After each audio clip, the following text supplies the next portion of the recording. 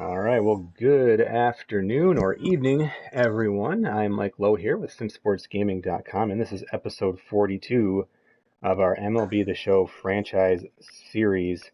Talking all things MLB The Show, talking sliders, franchise mode. Again, that's kind of the whole idea behind Sim Sports Gaming. And I want to welcome to the episode here Ryan Hetzer, who's joining us as kind of our co-commentator today as we jump into some gameplay and finish up this Rangers series. Hey, Ryan. Hey, Mike. Thanks for having me. It's been a Yeah, little while since we've been able to connect and do one of these, but when we did a few a while back, it was enjoyable, a lot of fun. So glad to be joining you today. yeah, no, it's great. It's great to talk MLB The Show. It's great to talk, just baseball in general. And now we actually have real life baseball to even talk about, all sort of things just to kind of bounce off each other. So I also want to give a shout out to our latest subscriber to the SSG YouTube channel, JHack9. Welcome. Again, just kind of looking at that notification that just popped in. So thank you for subscribing, everyone. Super appreciate that. Again, check us out, simsportsgaming.com. Joining our Discord is probably the easiest way to get connected and see what we're all doing over there. But I tweeted out over the weekend. Well, first I wanted to stream, and I'm happy to get a second stream in this weekend, so that's exciting. And I sent out a picture of the schedule because we were complaining about losing 1-0, and I was hitting line drives, and it was just one of those disappointing losses. And then on the stream, we had a really exciting game that the Tigers won 7-2 after scoring 5 in the ninth, and it was kind of a breakout inning. And here come the Tigers, until we played the Rangers again and lost 1-0 again after hitting line drive after line drive. So Ryan and I were talking offline about, I mean, hey, this is just how baseball is sometimes. It's how MLB The Show can be sometimes. And you have to kind of remind yourself that, I get a lot of those lineouts too while I'm pitching. And you certainly welcome all of those. So, Yeah, what's one of my pet peeves about when people talk about playing the game and getting frustrated with the game, where it's like, I like the perfect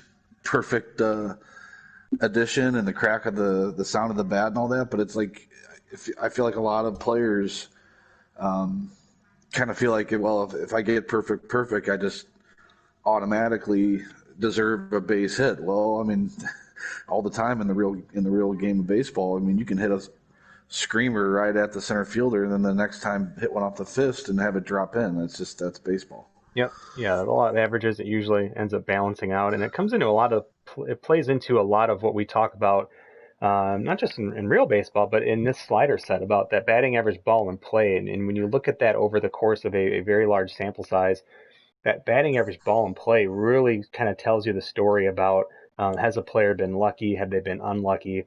Because if you have a guy with a high batting average, right, but he has a low or has a maybe like an average batting average ball in play, that's probably telling you he's been quite lucky, and vice versa. Right? If you have a guy who's batting 229, but he has like an exceptionally low, and I think I said this backwards earlier, but if he has a very very low batting average ball in play, it tells you that, well, he's just been really unlucky, because usually that's balancing right around 300 or so for your average hitters. There's some hitters who over the course of their career, Ichiro, but not even, you don't have to be that good of a contact hitter, but there are guys who will hold an average higher than 300. But your average ball player who hangs around in the majors a number of years is usually falling around that 300 average for batting average on ball and play, which is of course different than batting average. So Yeah, of course, the thing about that stat too is that when you do see an anomaly that doesn't quite work, is usually you're going to end up seeing a regression to the mean. yes, exactly. Over time. Yep. And I'm just checking a player card here. Just pulled up Victor Reyes, our leadoff hitter, but I don't think the game tracks batting average ball and play anywhere for players. It's easy to calculate. I mean, it takes a little time, but you can pull up a calculator and do this for any player. I used one at fueledbysports.com. If you just Google search BABIP calculator, it's like the first or second link that'll pop up there. And you can do it for your entire team too. The only tricky part with this game is you have to count sacrifice flies, and they're listed there, but you'd have to kind of go through your team stats and add them up. It gets a little bit trickier, of course, when you're looking at players you traded or something like that. And again, but that's the smallest impactor on the batting average ball in play calculator. So a lot of times I'll just kind of take like a guesstimate or so. I'll be like, well, if I traded these guys, let me just throw an extra one or two sacrifice flies maybe in the mix. Because your team stats are accurate. In case you were ever wondering, if you go to your team stats here, your team rankings, this is your total teams. Even a guy you traded, it's still calculating the stats that your team has accumulated. But the problem here, there isn't a sacrifice fly category, right? So that one you have to go into player stats and count up manually. Of course, the tricky part is when you don't have that player on your team anymore, which of course you can click over and let's say you had Jorge Soler or whatever, you could look, but you need to make sure you track the ones that he accumulated before you traded him, obviously. So again, just a small little nugget of info there. But Ryan, you've been streaming a lot too. You've been doing some different MLB The Show series. How's the game been for you? Yeah, well, I've had a little. It's slowed down because I've had a little bit of trouble with getting good video stream. And one of the things I love about actually watching yours is the quality of the video is so crystal clear, and I've been having a little bit of an issue. But the game is. I mean, the new slider set, the last couple versions. I mean, the latest one is working very well. I've heard you talk about it on the stream. I'll plug kind of real quick. I took a pretty decent amount of man hours and built like a multiverse roster where basically my attempt was to build a balance between players from real life current game, taking players, importing players from Bacon's fictional roster, which is a really popular roster set, fictional, and then also some historic players, both from the Long Balls and Legends roster and just general historic players, and kind of just mixing all those guys together and trying to put them on teams that made sense, even threw in a few Easter eggs with some movie characters. So anyway, it's been a lot of fun. I've been playing with that franchise along with my regular Cardinal one, which is kind of I do like you do with every pitch of every game and so on. But well, I'll get into more thoughts on the game as we go. But that's kind of where I'm at right now. Very cool. I was just, when you were talking about the Bacon rosters, which are great, by the way, if you're ever looking for just something to kind of just spice up MLB The Show, the Bacon fictional rosters. There's details on Operation Sports. I'm pretty sure they're in the roster vault. They are super super cool, and it's such a fun experience to like set up a like a fictional fantasy draft. And now that you can actually customize all the teams, I mean, minus the stadiums, you could actually set up a whole fictional league.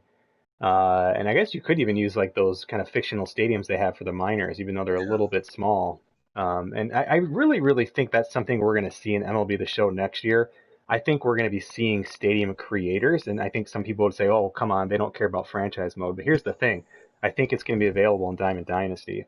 I think you have every other piece of customization, and I don't think it's going to be. They got to make it simple, right? I mean, it can't be something that takes 75 hours to put a stadium together, but it's going to be like, okay, select the type of field, right? Okay, now select your outfield wall material. Do you want advertisements on it? Do you want padding? Do you want brick? Okay, how high do you want the wall? They're going to be like really, really simple, just kind of generic input sort of things. Okay, let's choose your backdrop, and you could take any of those existing fictional stadiums. Do you want like a beach behind you? Do you want mountains behind you? Do you want an industrialist looking city or whatever? But I think we will see a stadium creator in the game next year, and I think it'll be in both Diamond Dynasty, and I think it'll be in available for franchise mode too. So just kind of keeping with that fictional trend, I think that could be. I mean, that would be just freaking awesome because then you could take a team like Oakland, and not have to relocate them necessarily. Just build them a new stadium if you wanted, or take the Tampa Rays and move them somewhere else, build a brand new stadium. I mean, that is an awesome experience. So. I remember All Star I forget what year this game came out, maybe 2001. But All Star Baseball for like Xbox or PlayStation 2, I guess at the time, had that sort of mode. And I'm trying to remember if they had like a stadium creator. I don't remember, but I know they had like the full-on expansion draft. I mean, it was awesome. It was a really, really cool. That game still is one of the best off-season like modes I've ever seen in a sport game. Really, really cool game.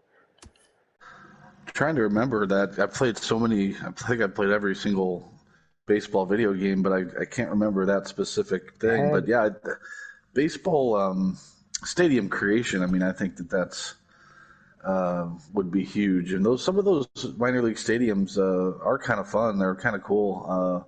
The fictional ones that are in the game. So Yeah. if they could, if they could give the player, and I think even some of the Diamond Dynasty like ranked games and that, I see a lot of them on YouTube that are played at one of the fictional stadiums. I think they always play at that Ship It Stadium. So if they could build something like that in, Yeah. along with the rebranding that they kind of put in this year, I think that would definitely appeal to a lot of And really, the franchises. simplest form of that could be like, okay, you start it. Do you want to use a fictional stadium? Yes. Okay, Ship It Stadium is the one I choose. Would you like us to expand Ship It Stadium to the major league size? Yes. Boom. Now it just takes that, that graphical stadium and it just pushes the walls back 40 feet or whatever it would need to be it creates a grandstand in the outfield so that it's not just a open field and it just makes it look like an MLB stadium. But again, that would be fine. But I think what's really cool if they do the fictional one is some people might want to create like a high school league, right? Where I don't want big stadiums. I want just like a bleacher off to the right and nothing else. And Yeah. you could create a whole like fictional, like your high school conference or whatever it would be. I mean, that would be freaking really, really cool for people to do that. And I really do, again, if they build it, if we build it, they will come, right? I mean, kind of going back to the classic movie when we talk about what the hell's the name of that movie, Ryan? I'm Field totally of Dreams. Field of Dreams. Yeah, yeah. I'm like, I remember the phrase. I haven't seen it in so long. But if we build it, they will come. I mean, that's kind of the same thing here with customization and really any game. I mean, we see that all the time in different sport games. So anyway, a bit of a tangent there, but yeah, I think that would be really, really cool. Yeah, I think I saw somewhere where there was someone who even put together like a 30-team college baseball roster on it's in the show vault, Oh, nice. roster vault. And so that's kind of like you're saying where you could kind of customize the stadiums to fit a college or even a high school for kids playing high school ball, whatever. That would be Sure. pretty cool. I'm looking at Casey Mize' player card. We had our very first complete game of the season. We're over 100 and I don't know, 15 or 120 games into the season or whatever the heck it is now.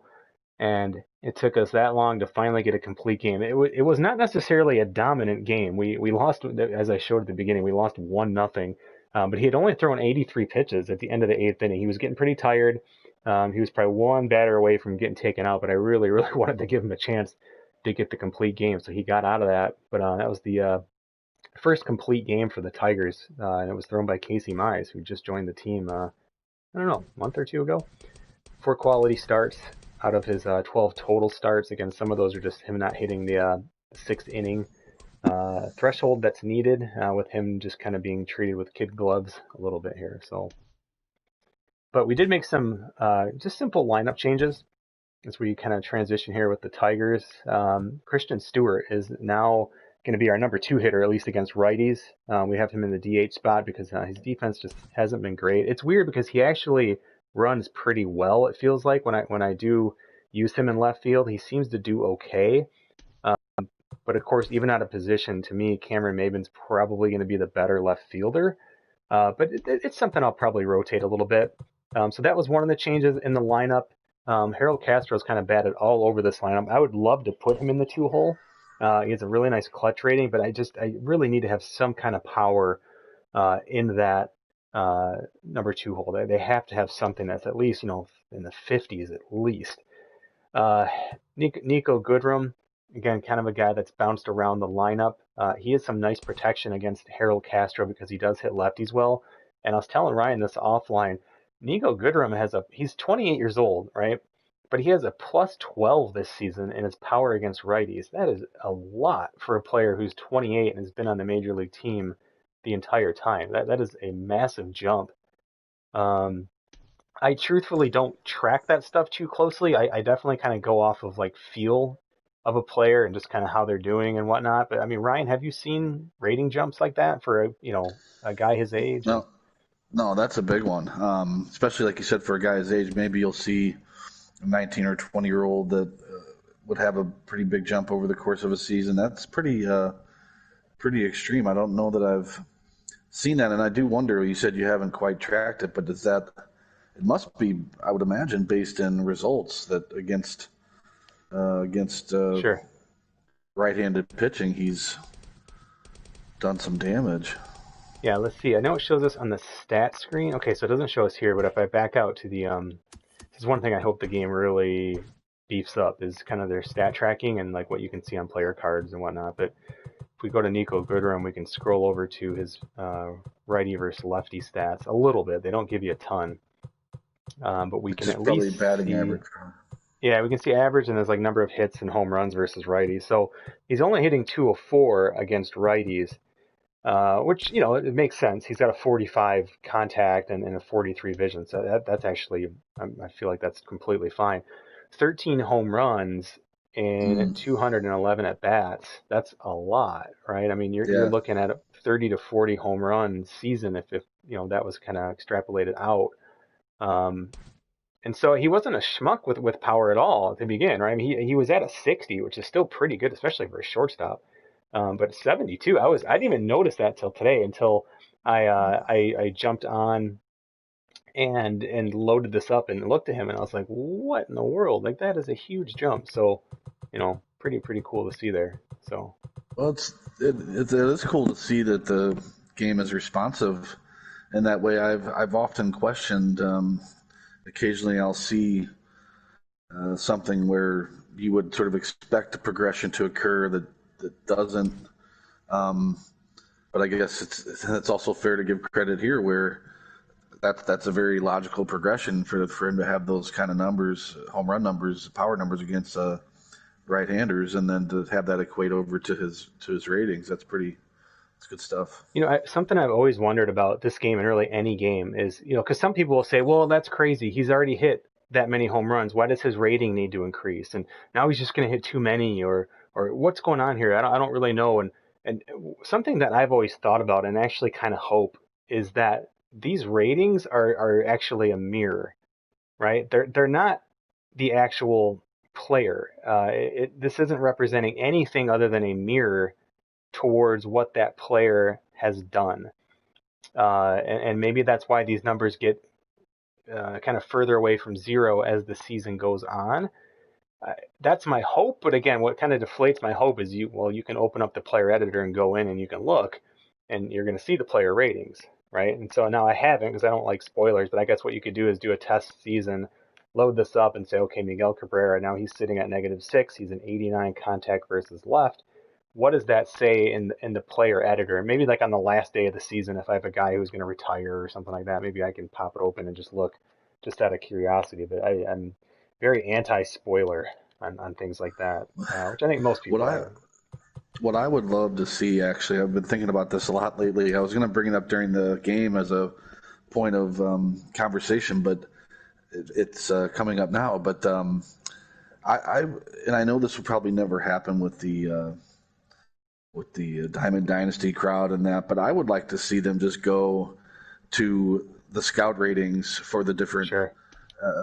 for the because I think it's so easy to get caught up too much and, well, this guy has 54 contact and this guy has 62 and to me, you know, I would like to see a lot of big leaguers where it's like, okay, they have a 55 scout rating contact versus righties, and not to get too caught up in that and concentrate more on what the results are on the field, rather than thinking, if I can get this player who has 4 more points of home run power rating against right-handers versus this other guy, I'd like to see them go just to the scout ratings and kind of leave it a bit Sure. up to the player to see how the results are.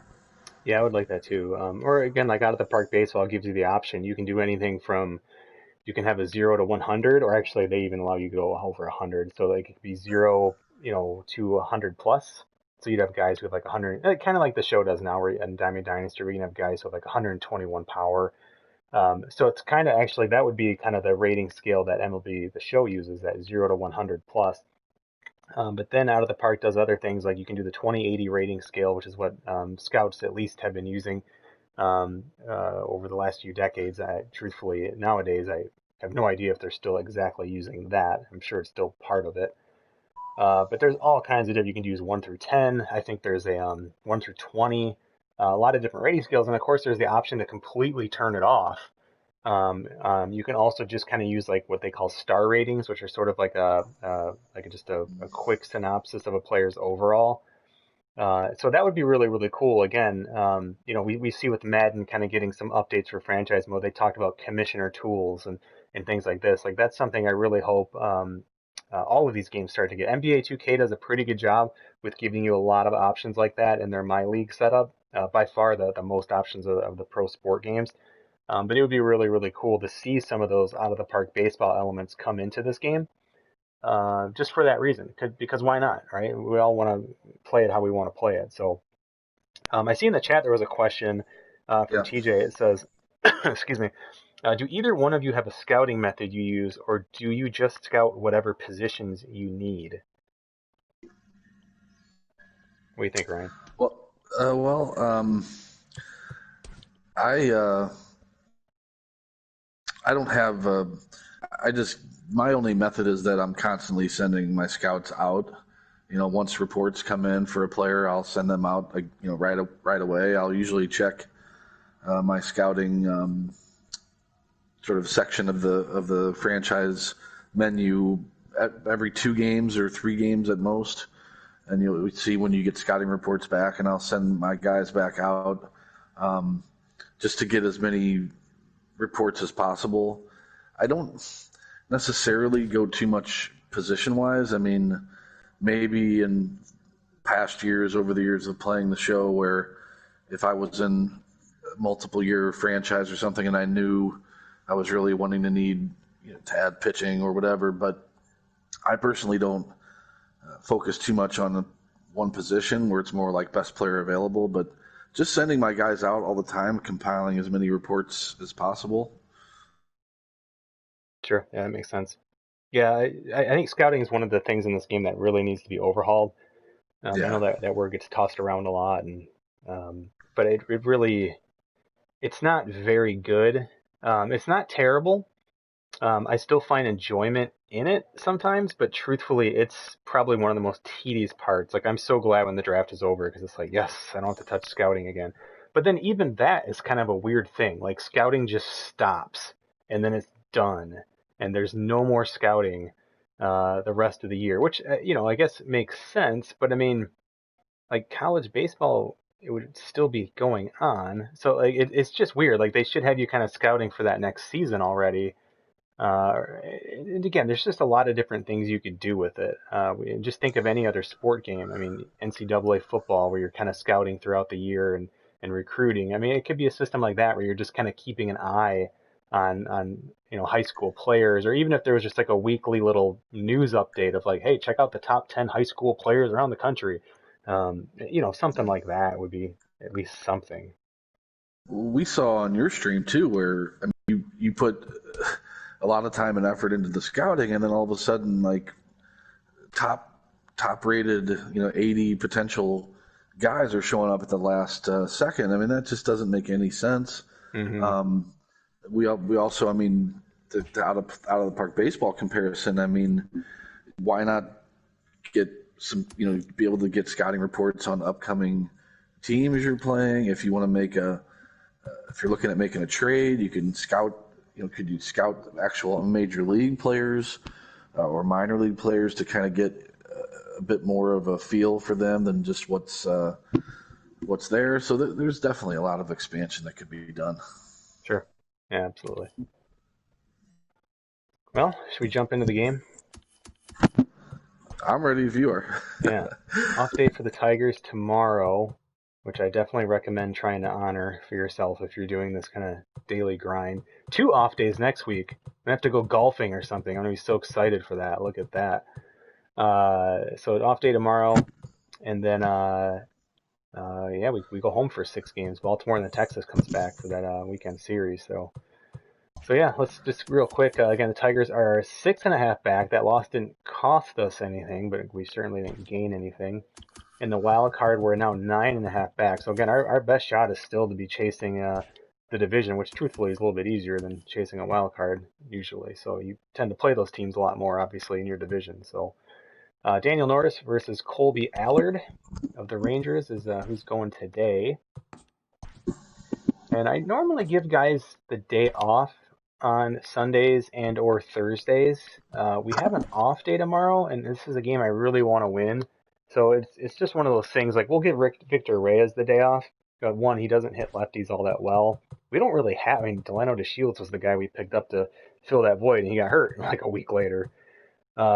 So you know, Travis Demerit's going to probably come in and play today.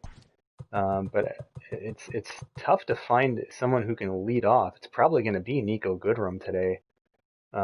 Possibly Joe Adell, who's still hitting actually lefties pretty well. But as I mentioned before, I like to have a base stealer in that sixth spot. So, let's see. I think we're definitely going to be bumping him down. I think we're going to go like this today. Except for Travis Demerit, likes to play left field. Maven would rather be in right. So with this new lineup, like, I didn't look at the lefty one, but we get to look at it here. Kurt Suzuki and Caratini are going to be playing. Suzuki's the DH, so technically our backup catcher in an emergency would be Kurt Suzuki. So, you know, what do you do in that instance? I mean, we would lose the DH. So just kind of explaining that situation. You do not want to have a position player in there. I mean, they will drop balls that are just right down the middle sometimes. It's very, very dangerous. And so I would rather just kind of switch to an NL team at that point. You know, hopefully it doesn't happen early in the game. But if it does, you can still make do. You can still win that game. I would find it much, much harder to try and play with an outfielder at catcher or something like that. So another reason why, too, it's sometimes nice to have a third, like, utility player, which we don't. But if you find a guy who's got that, like, catcher just somewhere in there, he can at least sit back there and play catcher, which is definitely nice. So you had your number one overall draft choice, who we think he's going to get that position back, right? That could be a role for him. Exactly what you're saying, like almost a emergency catcher or a third catcher, just in case. Yep. Actually, yeah, no, that's exactly right. So, you know, it's plus or minus, because sometimes that can mean you don't have a strong pinch runner on this team, or something like that, you know. But sorry, I was just looking to see if there's anything else we did want to get in. Willie Castro hits lefties well, and he's been actually hitting really well. I mean, he's only had the 11 at bats, but he's hitting 455. But I want Scope to play. You know what we could do? I don't know, Nico. Say we could actually put in Willie and let him lead off today. And then Nico could even go to left field. Yeah, I'm going to do that. Tough decisions here, because Nico's such a good shortstop. I don't know. I think we're just going to go with this. Give Nico a shot at leading off today. What the hell? So Tigers 55 and 63. Just cannot.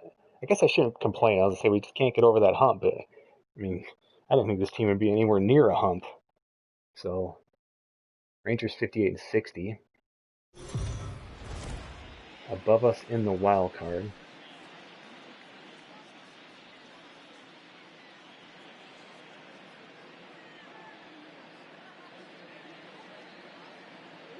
Real life, the Tigers are in the driver's seat for a wild card right now. So for anyone watching the stream saying, oh, come on, hitting too many home runs with the Tigers. Last I checked, the Tigers have hit more home runs than any team in baseball. And they play, and I mean, that's a big ballpark in Detroit. It's not like it's a bandbox. Yeah, it's been more of a hitter's park than it was when it first opened. A lot of people, if you look at the advanced metrics of that stadium, it's very misleading, because it has that reputation, but it's actually been, especially for left-handed hitters, it has been a very it's been much more hitter friendly. I think people realize, but of course, they have missed a few games because they missed the Cardinal series, and so I think just kind of looking at like home runs per game, I'm not sure if they lead. They were leading though before that series. That was supposed to happen with their Cardinals. But nonetheless, they're 8 and 5, so I'll take that. They're better than this Tiger team. leading off the afternoon for Detroit. So checking pitching repertoire. Couple fastballs, couple breaking balls. Pretty standard stuff for Colby Allard. No quirks. His hits per 9 is only a 58, and his K per 9 is only a 45. So it's definitely a guy we could look to put some runners in motion. A little hit and run if we need to. We should be able to make contact, hopefully. This will be the game I strike out 17 times.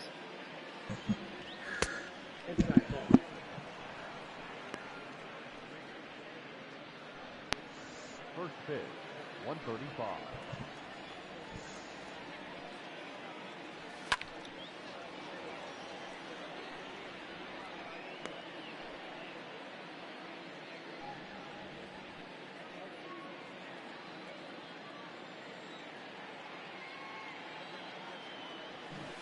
Nope, that's down.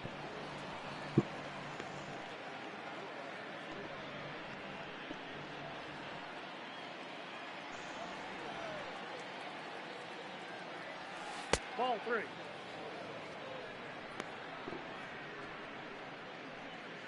A lot of breaking pitches. Last 2 pitches low. See if Nico can stretch this into a double. Picked it up pretty clean. Gets in there.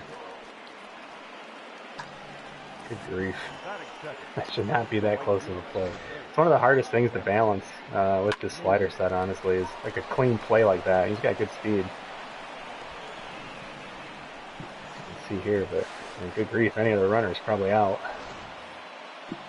Again, we look at this, it seems like every game here, but let's just kind of watch the action. So again, we're looking at fielder reaction, fielder run speed, and base runner run speed, and even arm strength, things like that. Ball gets up the line and just stays nice and clean right up the line, right? That's the first problem. Now he picks it up clean, which is fine. I mean, that ball is not hard to pick up, but the problem is it's not hard to pick up because it stayed clean the entire time. I mean, it's like a bowling ball just going down the lane. It doesn't move at all. I mean, when you hit a ball like that, it's got a ton of side spin. They don't just go perfectly straight. So again, I don't know why the ball physics in this game have regressed. It's a really weird thing because they had it nice a couple years ago.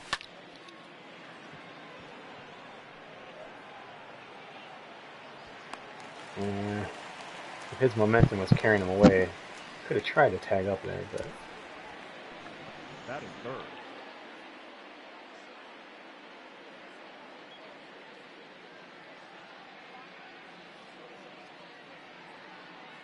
Tigers have made, I think, 4 trades this season. You see some unfamiliar names there. As far as the Tigers are concerned, that's why. Kind of a mix of retooling, but also trying to stay competitive. Ball 1, no strike.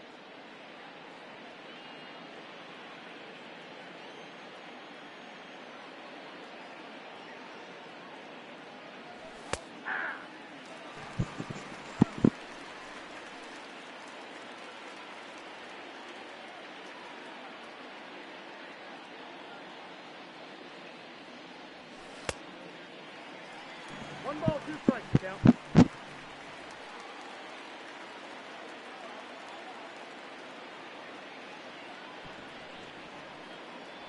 That's ball 2. 2 balls, 2 strikes.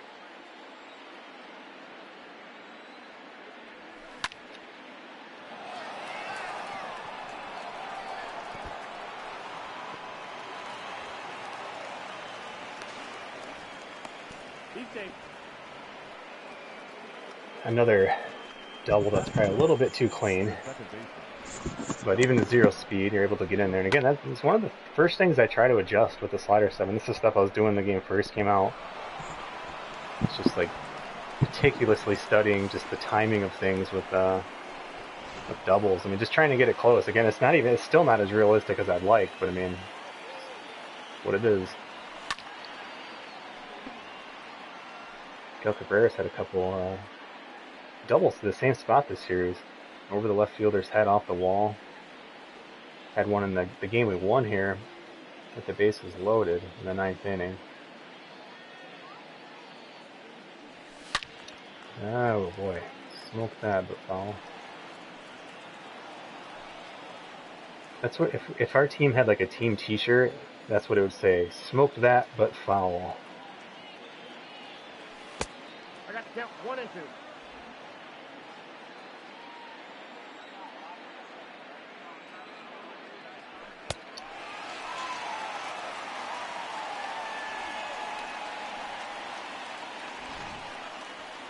That's it. The designated hitter, Kurt Suzuki.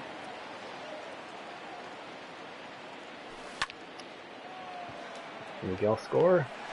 Oh, he caught it.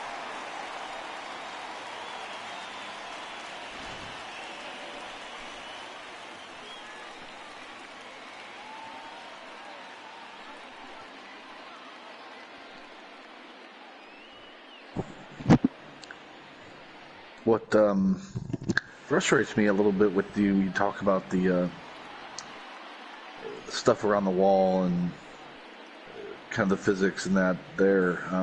There's so many different animations. I mean, you see the nice dive animation we just saw and that. It seems like it wouldn't be that hard to put in I don't know, 5, 10, something different animations around the wall for different kind of caroms and stuff like that could happen in a bobble and etc. So. Yeah, no, I agree. And again, just some of it's just getting ball food, having a ball get stuck, having a player run to a spot where he thinks the ball is, and the ball gets caught underneath the padding, and him kind of going, oh, stuttering his feet and having to run up to get it, and just little things like that. So yeah, animations would definitely combine with that. Matt Duffy's kind of like Cameron Maben. He does not hit lefties as well as he hits righties. And like Cameron Maben, he's batting second today. Inside, ball 1. We talked about it before in the stream, but not only is Nico Goodroom's power against righties at plus 12, Daniel Norris's shoe size has got to have gone up a plus 12 this season. He has, I say it every time he pitches, the biggest damn feet I've ever seen in this video game. It's just, and like I said, I'm not talking like the size, I'm talking like how tall his feet are. They're like a foot off the ground, the top of his foot. I mean, it's kind of cool, but. And one of the streams I was just watching online, I'd looked up and tried to find out his shoe size somewhere online to see like, well, does he really have big feet or, but I couldn't find his shoe size anywhere. So. Yeah. Well, and again, it's not even like a shoe size thing. It's literally like he has like 3 feet on top of his foot, like vertically. Like they're vertically huge. Like you gotta look at a replay of this. I mean, it's just ridiculous. His feet are vertically like the tallest feet I've ever seen. Like what? It's really hard to see. I think it looks better from behind. So it doesn't look. It doesn't quite look as crazy when you look at the replay. It's just hilarious. I like Daniel Norris. He seems like a pretty interesting dude, but man, they did him wrong here with his shoes in this game, or at least his feet. No, that's low.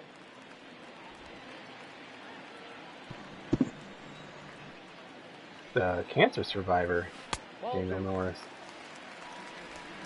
I think I have that right. Oh, I really hope I'm not wrong. It was something, right when the Tigers got him, he had, I think that's what it was.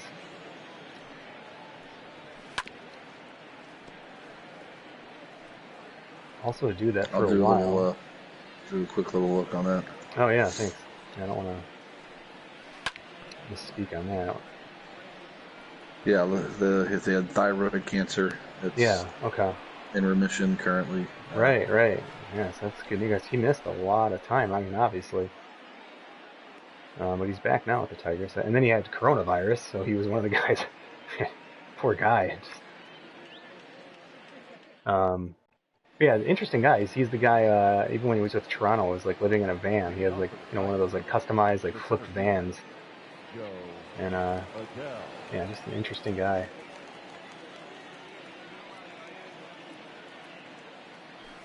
Oh, bad swing.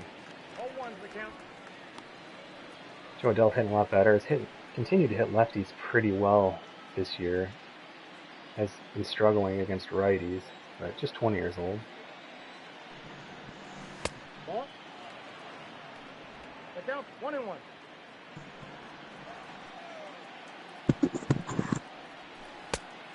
Ball, that's off the plate.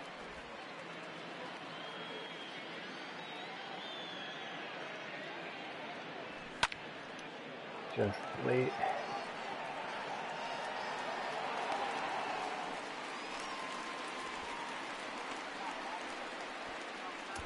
That is 7. The third base. Joey Gallo back in the lineup for the Rangers. Always an interesting guy to pitch against, even in franchise mode. Obviously a legendary reputation in a Diamond Dynasty.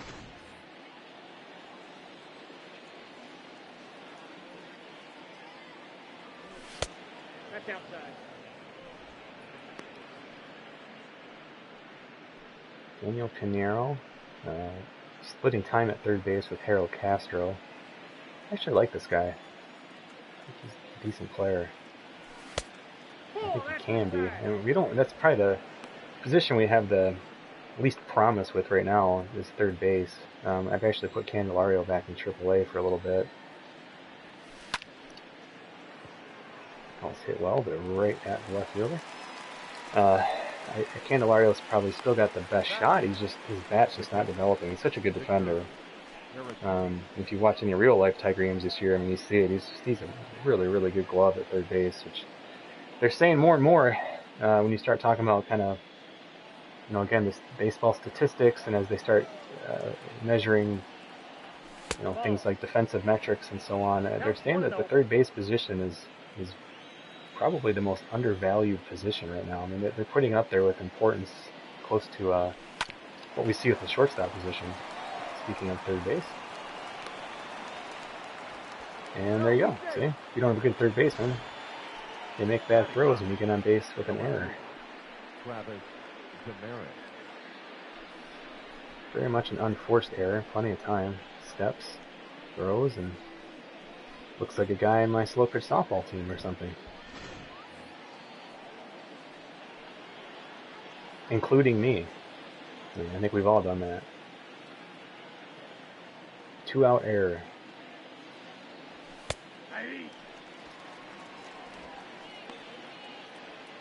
Travis DeMero is the other guy I was considering moving down, but wanted him for this spot, being able to play outfield against lefties. Oof. Smoked it right at the third baseman. Man, I'm telling you, this is the theme of this series. Just smoking the ball right at guys. One thing I wish to see with I know the throwing error slider is something you've messed around with and kind of bumped it up and down a little bit, not by too much, but just here and there, +1, -1. I wish, like you can see in a major league game a guy flub with a throw like that, but I wish there would somehow be a way, or when the throw is more difficult, to have that chance of a bad throw happen. If a guy's coming in off balance or just dove and has to get up quickly, I'd like to see, those types of throws be more commonly off base. It seems like now, with the way things now are, it's just kind of the bad throws happen, but it's not necessarily rhyme or reason. They just happen. Yeah, and with the AI, it doesn't make a lot of sense because, of course, with a human, if you're using, the touch-sensitive buttons and stuff, it could happen on any throw, and you can make every hard throw in the game, and maybe your timing just sucks on routine throws for whatever reason. But with the AI, because again, I'm guessing just simple programming would tell me that the way the AI does it is, okay, a fielder's fielded the ball, and based on his rating, there is an X percentage chance of it being a bad throw. It has nothing to do with, like Ryan was saying, the positioning of the player or the speed of the base runner or maybe the situation of the game, 2 outs in the 9th or something like that. It would be really cool to see if that would tie into maybe like a leadership rating or a clutch rating or again, nerves, whatever that might be. That would be a pretty cool thing for sure.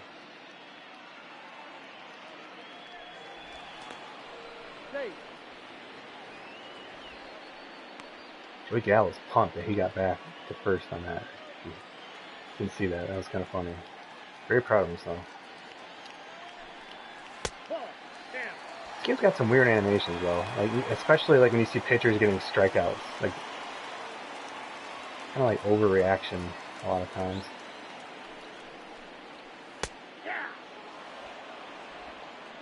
But Daniel Norris has probably been, at least from a longevity standpoint, our most consistent starter.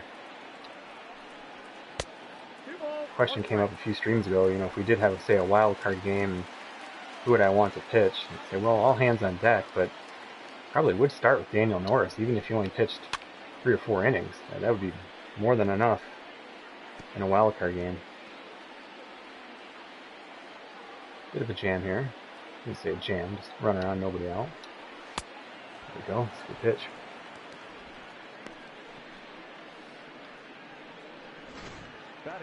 Look at those shoes, man. They're huge, I'm telling you. See him good in that replay. See, his shoes normal size. You guys probably think I have like a shoe fetish or something. Just Daniel Norris's shoes. That's my only fetish. Just look at Santana's feet versus Daniel Norris's feet. I mean, there's no denying it.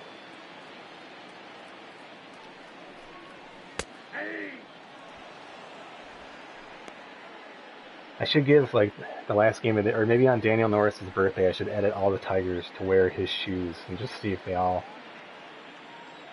look the same. No, he's in. He has that pickoff quirk, and I'm really tempted to see if any point this season I can pick someone off without taking a bigger lead. I mean, I know you can't obviously if they like try to jump or something like that, but typically it just doesn't happen. Now here you can look at your base runner speed if you're quick enough. They have the same speed. You could try to drop that ball if you have like a speedier base runner on first you're worried about. And especially if that runner in the, again, you can see this, you know, younger players, but if you've got a frustrated batter who just kind of slams his bat and is sitting there, drop that ball, turn a double play.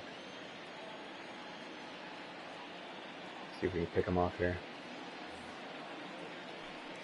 Ooh. Almost.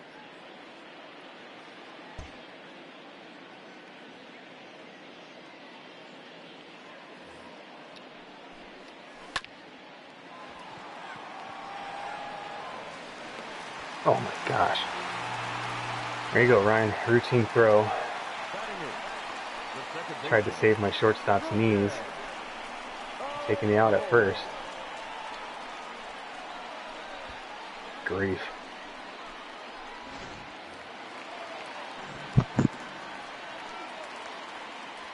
Yeah, that's the one. I mean, not that could never happen, but yeah.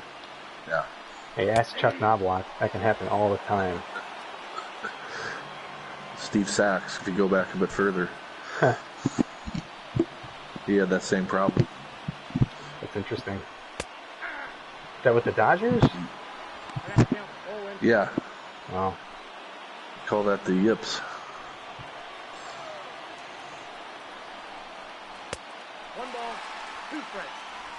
And, you know, people say, hey, you know, if you get out of this, no damage done. But it is damage done. This is already the, fourth extra pitch that Daniel Norris with his 66 staminas had to throw. But, I mean, again, errors are a part of baseball. But just generally speaking.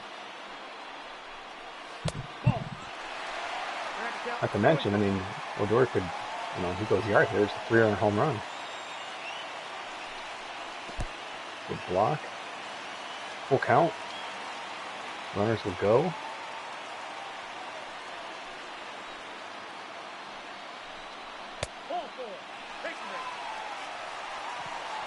And he walks. Still under 30 pitches, but Daniel Norris was cruising along here.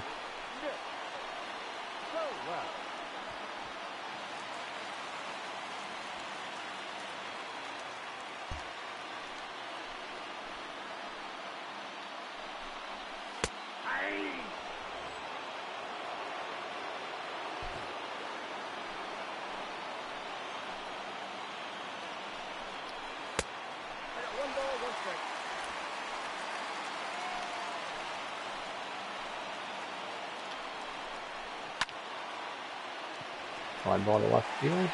Should get him out of the inning. There we go. No damage done, quote unquote.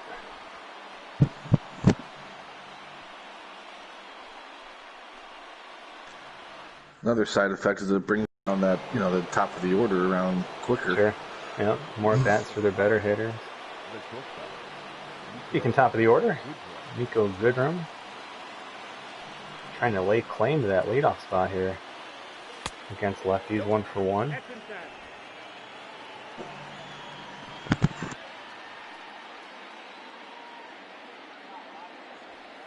Oof. He cannot check his swing though. It's one of the problems. Hard to check it there. Count is 2-1. Nico Goodroom's up to an 80 overall now. Ooh, almost. Had that leadoff double up the left field line. Almost got another one there.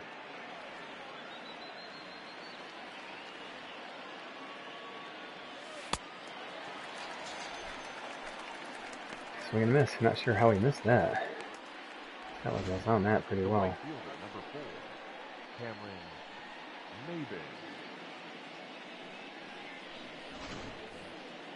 Yeah, just off to the side there, a little early.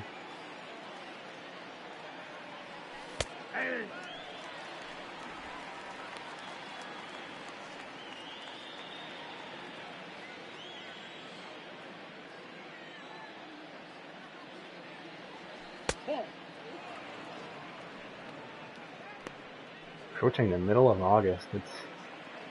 When you get to the middle of August, it's kind of like countdown mode to the end of the season. It's pretty exciting if you're trying this trek of every pitch of every game. Hardest season is by far the first one. Then again, I've never actually played a full second season. I've always ended up restarting, or this would be the third time I do it. First time I was really bummed. The game just had a glitch.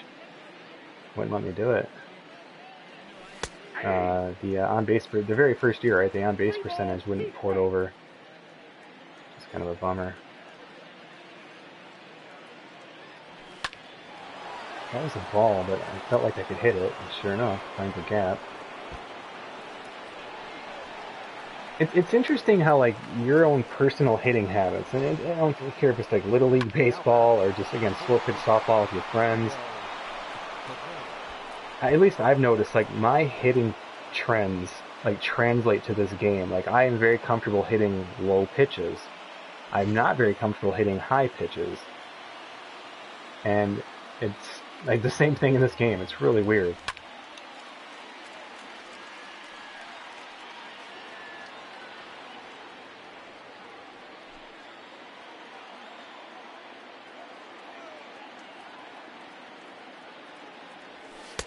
One ball, one strike.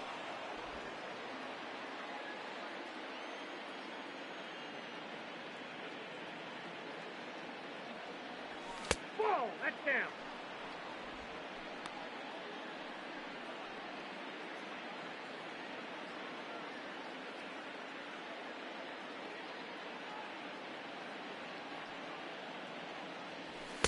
Oof, way Two late. balls, two strikes.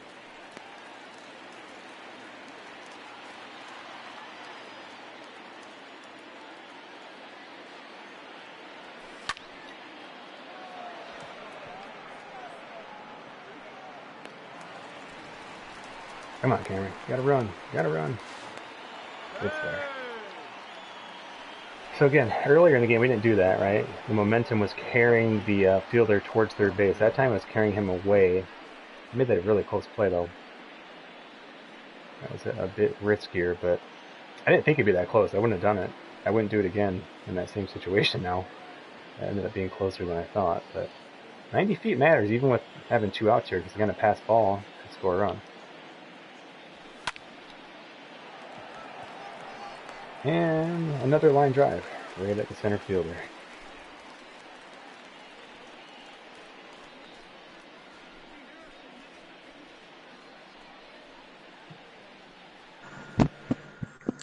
It's funny you mentioned the hitting kind of taking over real life. I would sometimes if I was facing a pitcher who I knew liked his breaking ball, I would sit on it, even though it kind of goes against, you're supposed to think fastball, react to breaking ball. Oh, But absolutely. I would sit on breaking ball sometimes, just knowing that it was coming. Yep. And yeah, so I'll do that sometimes if in the show where if they have a pitcher I know has like a primary pitch of a curveball or slider, I'll kind of just sit and almost wait for that, especially if it's up in the zone, and then try to hammer it. Yep. That's fun when you mention that, though. Yeah, no, for sure. I mean, especially, again, you see pitchers, their primary pitch is a sinker or a slider, and you're going to see that pitch more often. So it's, and then, you just let a lot of those fastballs go, even if they're in the zone, because you're not going to have a good swing at it. Now, the other chart of that is those are also the perfect time to hit that ball the other way, because your timing is going to be spot on if you can recognize it, because you'll be a little bit late on the fastball, and you can put it really nicely into the opposite field. So they show this graphic a lot, right? They show the standings. It's a nice graphic, but like, show me some scores. I want to see it. Is Cleveland winning? Are the Twins winning? The White Sox winning? What's going on? And it's down there in the little ticker there on the bottom. At least I think. I never really noticed this year, but make that a storyline. And that is a storyline. Tell us about it. Those are little things, right? Those are things when we talk about making a franchise mode better. At least I'm not talking about more Nike gloves, the Rawlings, batting gloves or whatever. Like, that stuff's cool, but like, goodness gracious, like, what are we talking about here? I mean, give us both, right? I think there's enough people who would have interest in both.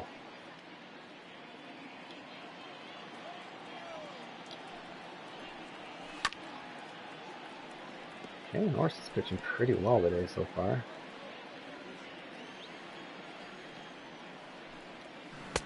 One ball, 2 strikes, the count.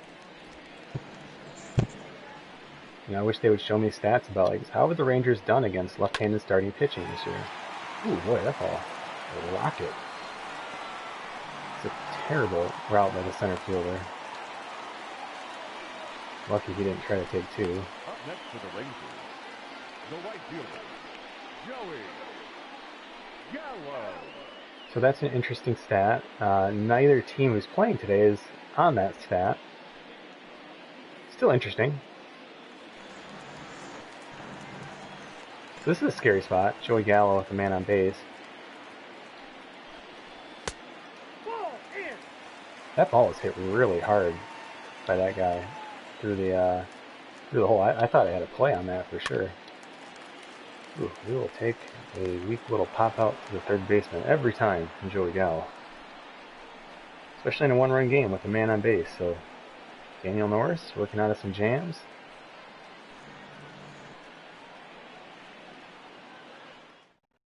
What worries me is Joey Gallo hasn't done anything this series yet.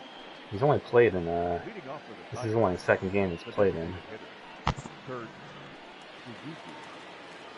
But I don't want to be in a one-run game when he keeps coming to the plate.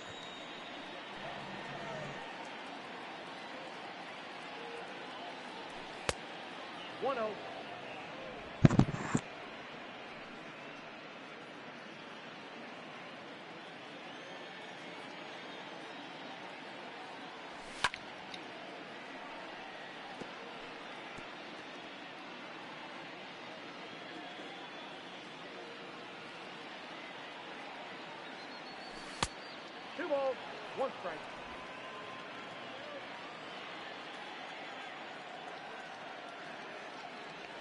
That's ball 3.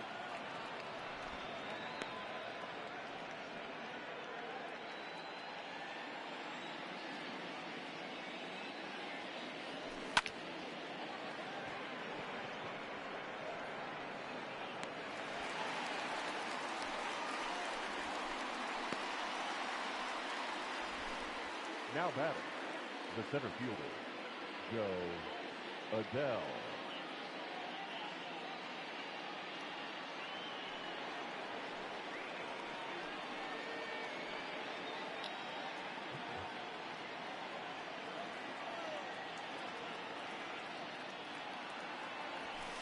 Nope, that's a ball. Mostly showing it looks Count like the 1-0. player stats, league leaders on the ticker there. I don't see too many scores coming through. Ball. But 2-0. I'm genuinely curious to see how those teams are doing. There's probably a scoreboard in the stadium somewhere, but... Oh, good pitch. You got 2 balls, 1 strike. A lot of movement on it.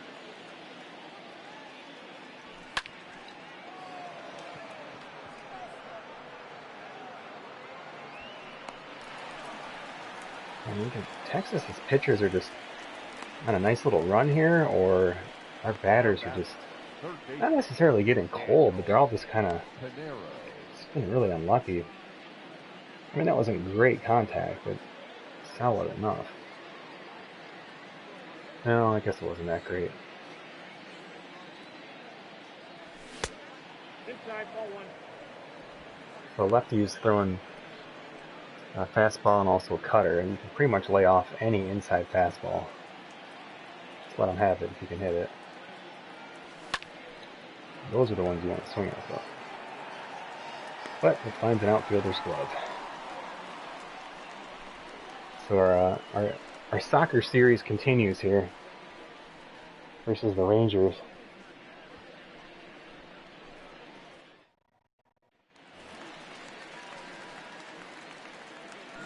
Leading off for the Rangers. Beforehand, Mike, you were talking a little bit about, I don't know, I want to bring this up now or after the stream, but or after the game, but talking a little bit about the new golf game coming out, Oh, yeah. and Sim Sports Gaming, and also, some things with Madden, which, we can maybe touch on that a little bit right after the game, but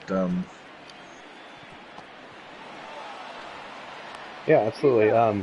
Yeah, I think the biggest thing right now is our golf club society. Golf club, by the way, I know most people follow me from with the show. I think the golf club is probably the best sports game I've played the last few years, possibly including NBA 2K, which I always say is probably the best game in my opinion. Even though I'm just not a huge follower of the NBA, but the golf club society is really cool. It's a private society. You can join it by just jumping into our Discord, and we can kind of get you connected into the society. Or I think you could even just search for it in game. And then what it is just the people who are in SSG who are interested. So we, maybe have like 5 to 10 guys a week playing in a golf tournament. Right now we're just doing 3-round tournaments until the new game comes out, which I think is like the 21st or 23rd or something like that of this month. And then we'll be going back to 4-week tournaments. And what we're doing, kind of in the style of SSG, we do a lot of daily sim leagues. So like our Out of the Park League has been running for 6 seasons now in real time. We're going to be doing that golf club society the same way. We're going to have a weekly tournament. It'll start on Thursdays. Actually, I think it'll be open the whole week. That's the only difference. It'll be open the whole week, but it'll be that tournament that's actually happening on the PGA circuit for that week. So you'll have a 7-day period to go in. You can play your 4 rounds, and that's it. It's just a really, really fun thing to play, and it's based on your own skill level, which is kind of the cool part. Is that you're not competing head to head necessarily versus someone. I mean, you'll see them on the leaderboard, but kind of playing yourself 0-1. each time, and it's a lot of fun. I've really enjoyed it, even though I never win.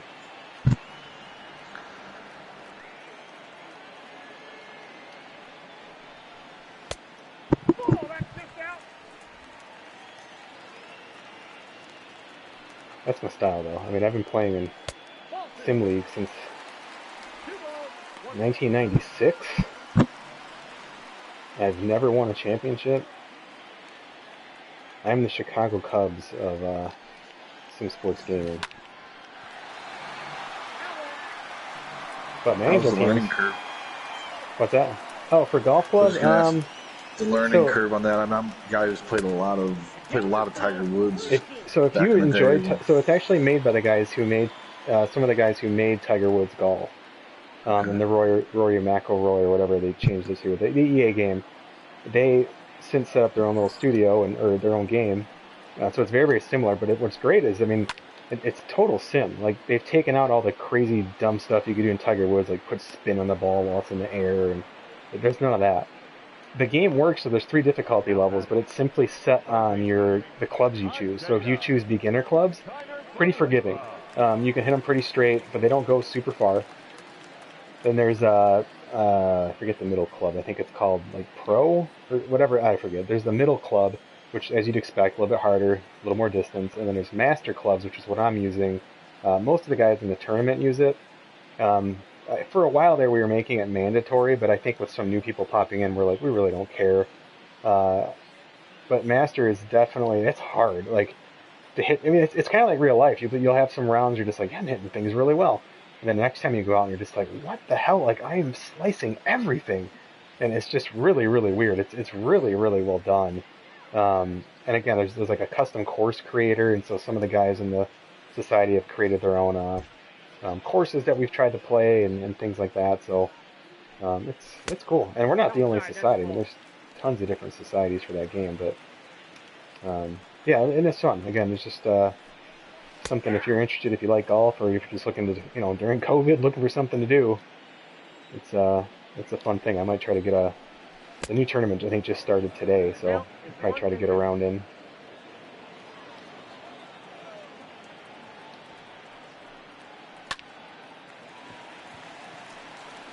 Circle around the ball. There you go, Joe Bell.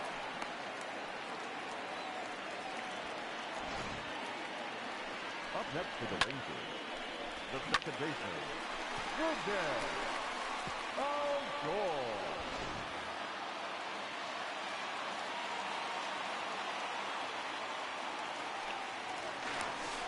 He's good.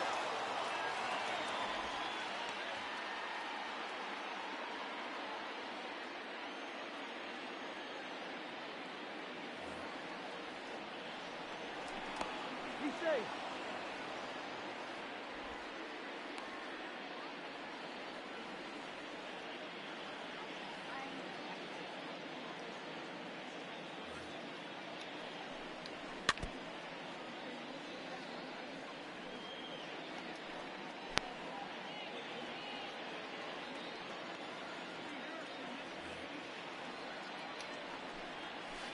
Hey! No ball, 2 strikes.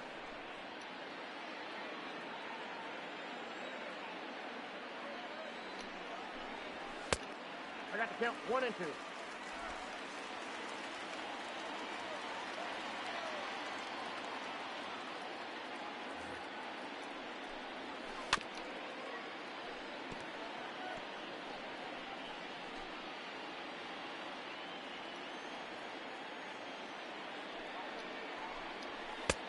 Ooh, come on. Outside.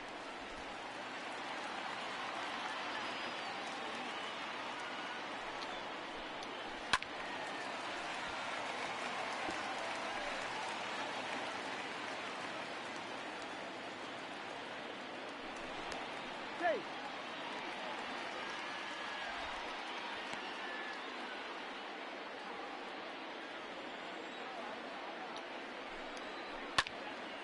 Oh, good grief. Can't believe you just hit that.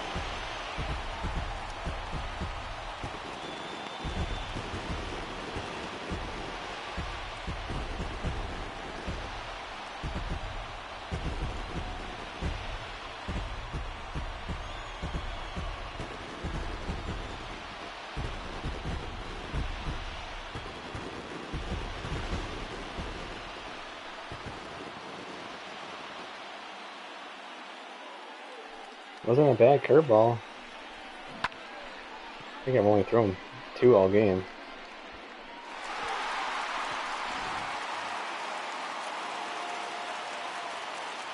Now batting, the designated hitter. Hey! So left.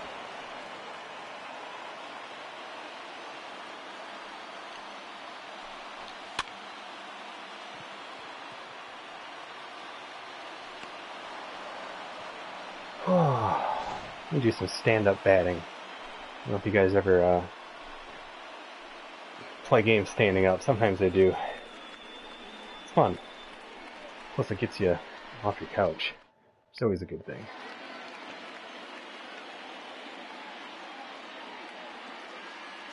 How do you want? You talking about our golf club society? Talking about our Madden league that I'm not actually going to play in this year? but is still active. Blake Rowe, no relation to Mike Lowe, is the commissioner of that league. So again, if you're looking to join a Madden league that's been running for, this would be the third real year that league has been going. He's done an awesome job. Blake's a great commissioner. He's in our Out of the Park Baseball League, and as is Ryan. So that league is full, but definitely have some openings in other leagues though. Front office football. So if you're looking to do something with the football season, kind of in limbo this year, we got 2 college football leagues going. I'm going to be streaming some college football this year. I got to get through this season first.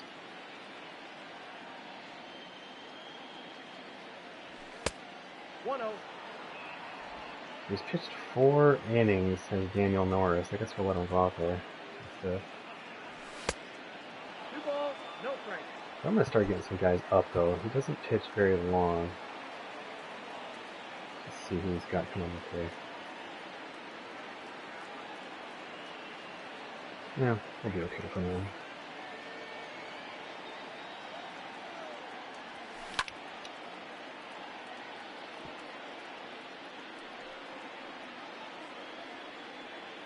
Caratini bumped down the lineup. It's been pretty cold for us recently. Ooh, that's a good pitch.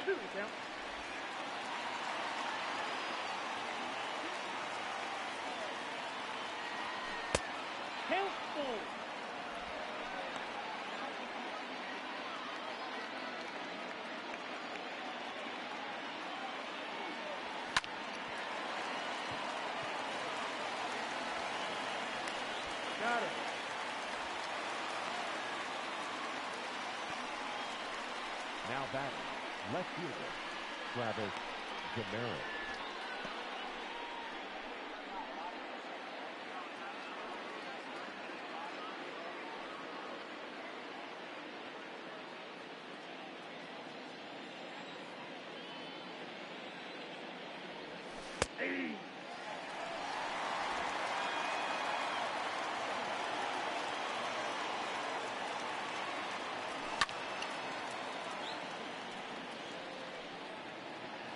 What is with Texas even getting a new stadium this year? I mean, the ballpark in Arlington wasn't even that old.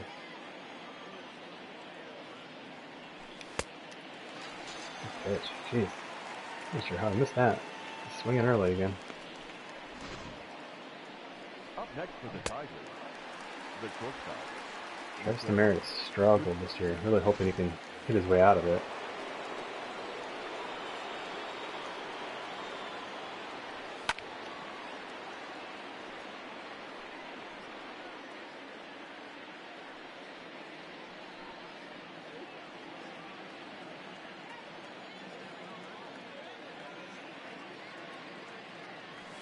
That's a ball.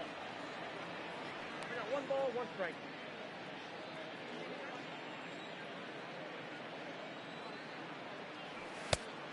Nope, inside, ball 2.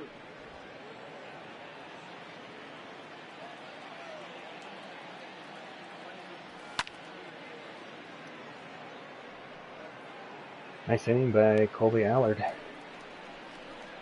Still 2-1 Texas. Bottom of the 5th. Top of the order for the Rangers.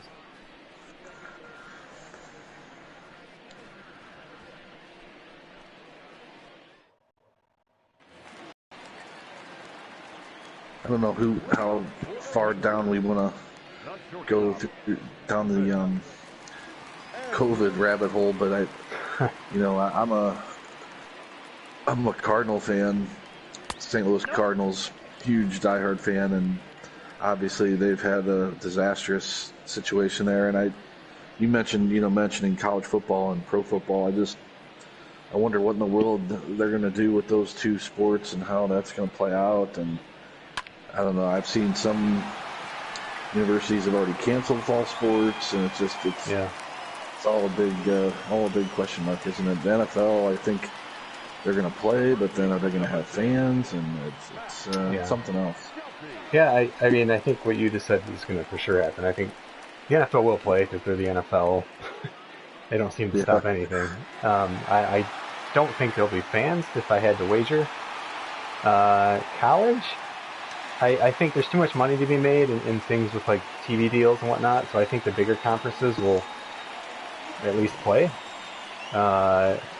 that's an interesting thing because now you're talking about, kids who aren't getting paid, um, and they get a scholarship, blah, blah, blah. But I mean, that's different. Like, it's not like the university is making their scholarship science students go in and work on lab projects, right? So, I don't know.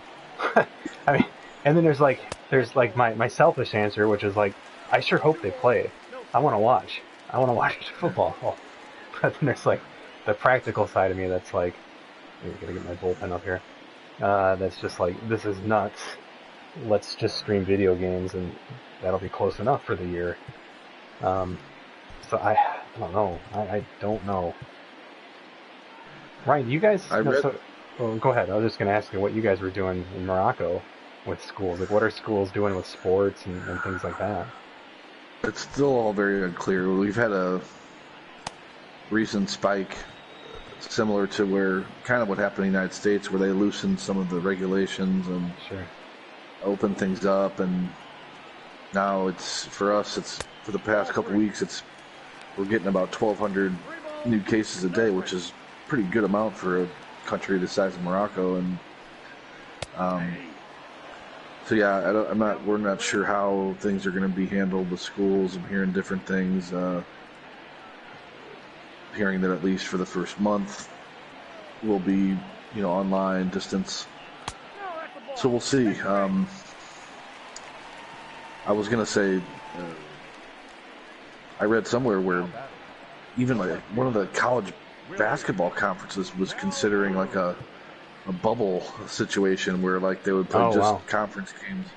Sure. That would be something else too. I mean, I guess those kids would take courses just online. I don't know. Yeah, exactly. I'm going to come back to that here in a second. I'm just kind of checking the bullpen here. Well, I'm a bit on the delay, but that was a strike. God. Yeah, right. Oh, obviously bringing in a fresh Nick Ramirez makes sense, but that home runs per nine has gone up, but just very worried with these power bats here. Daniel Norris just thrown 70-something pitches. The bullpen's not ready yet, so I'm going to let him go at least another batter here.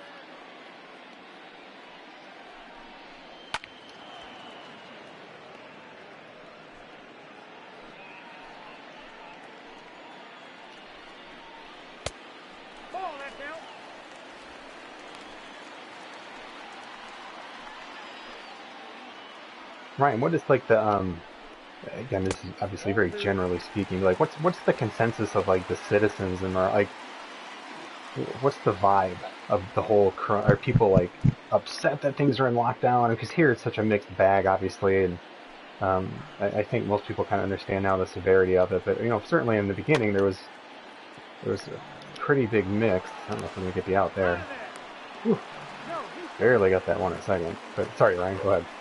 No, the country has been very proactive from the beginning. They shut down certain things almost immediately. They put a very strict curfew in order, closed down businesses, and then provided money for those businesses. But even with that, I think there's that economic backdrop where Morocco's main industry is tourism. I mean, it's by far its main industry, and so there's no tourism happening, of course, during this whole situation, and I think that's hurting the country big time, and it's having that effect. But in terms of, I think people are being very, very diligent about distancing and mask. You go out in public, there's no question. I mean, you don't see people like you do in the States who are fighting the mask and walking around. You can't make me wear a mask and all this craziness. People are really diligent about that type of thing. Even when they've opened some things back up, you go out to restaurants or different things, you see all kinds of different measures that are being put in place. So it's I don't know. That's exactly the answer you were looking for, but that's kind of the way things are going. Ooh, jeez, that's a scary pitch. Yeah, that's just, I mean, just the general vibe. I mean, that's interesting to hear. And it's funny because I posted something on my Facebook, and I think it was kind of a tongue-in-cheek joke, obviously. I think I just put, when did sunscreen become a political issue? Oh, that's right, it hasn't. Wear a mask. Because it's the same thing, right? I mean, like, we don't have this weird argument about sunscreen. Like, we all agree, like, if you're going to be in the sun all the time, like, you should be careful, and sunscreen can help keep you safe. It can help technically save your life, right? Skin cancer or something like that. But then, like, masks for some reason have taken on, like, a political thing, which is very strange. Yeah. Lucas Sims, by the way, is the pitcher I brought in to face Joey Gallo, who actually has a lower contact against righties, and it's the perfect situation. This is kind of a perfect matchup for us, with a runner on third trying to get this strikeout. But you really got to trust him to throw strikes. There we go. He can get beat by the home run ball, but so again, this is like a literal roll of the dice. If you think about it, it's almost like a 50-50 ball. Is he going to give up a 3-run homer, or is he going to strike Joey Gallo out? Let me put this fastball outside. Oops. Whew, fouled it off. Left it right over the plate. Oh boy. I'm actually going to try to throw a changeup here. There we go. Lucas Sims gets the strikeout we need. Shook off the catcher there. I don't do that a ton. In certain situations, I feel pretty confident. Just kind of watching how the batter's been swinging and whatnot, and what you've been throwing and what they've been fouling off. And I got him with the breaking ball, so Trinos is a good first pitch hitter. No sense in taking a chance, so we'll just try to put something up high.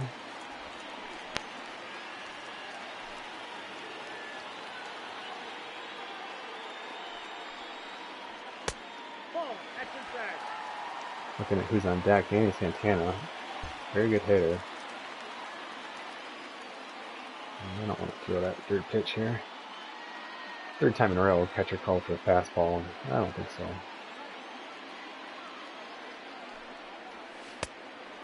I got 2-1 the count. Good slider by Lucas Sims there. 2-1.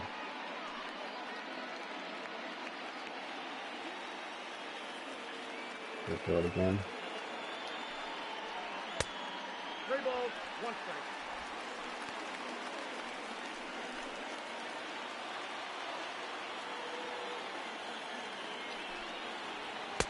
Ooh, swung at ball 4. Take that. He was a little bit late on that.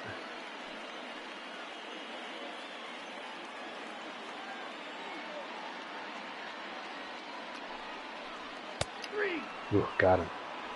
Throws him with a fastball. It's a big escape for Sims there. What I liked about your philosophy there, and sometimes frustrates me in watching real life ball.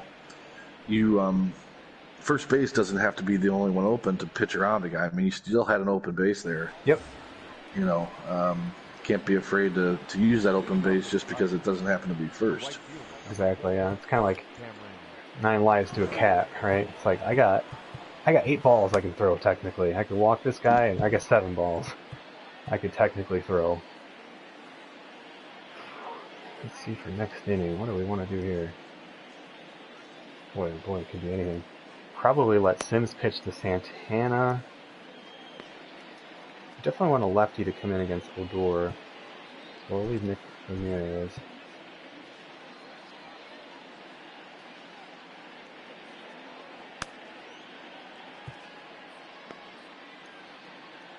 Yeah, I think what we'll end up doing is probably letting Sims pitch to... Oh, I don't know. We'll see. It'll be Nick Ramirez or Sims. Alex Wilson up 2 over here.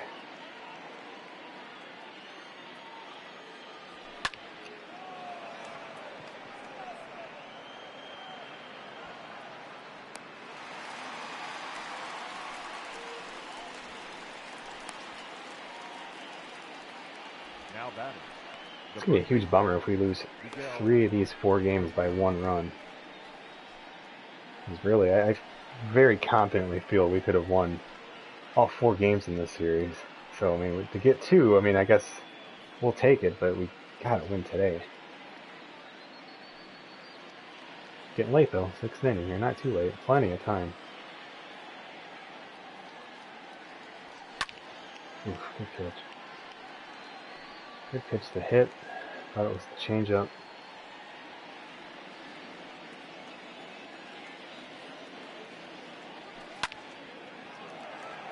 Dang. That cutter, you can see the swing there. Got me. Thought that was the fastball again. Came in on the hands. Now back, second baseman, Jonathan Jones.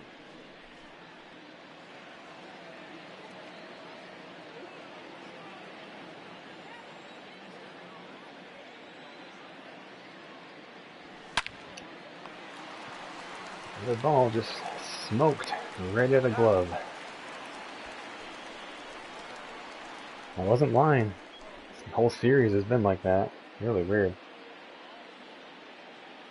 Kay's got a question in the chat. He says, Mike, you mentioned the golf club 2019. I've had a lot of fun with it last couple months. Been making it more interesting for myself by using master clubs, all irons, 1 through 9, and wedges. All irons? You're not using any woods? I guess that does make it more interesting for yourself. Okay, you should make it even more interesting for yourself and join our society. Get in on the tournament this week.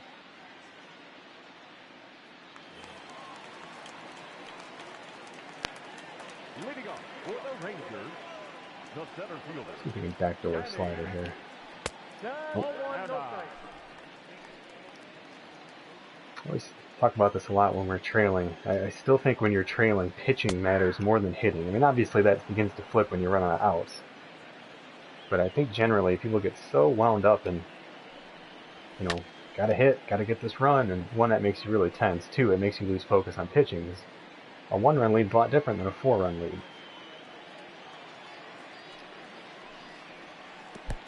I got to count 2 and 2.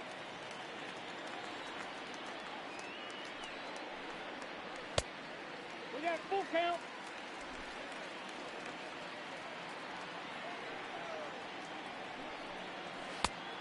Nope. Ball 4. Damn, one of those frustrating walks.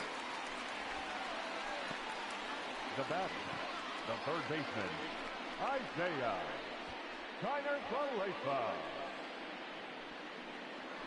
Canero. Yeah, okay, I think that's what I think it's just simsportsgaming.com is the name of the society.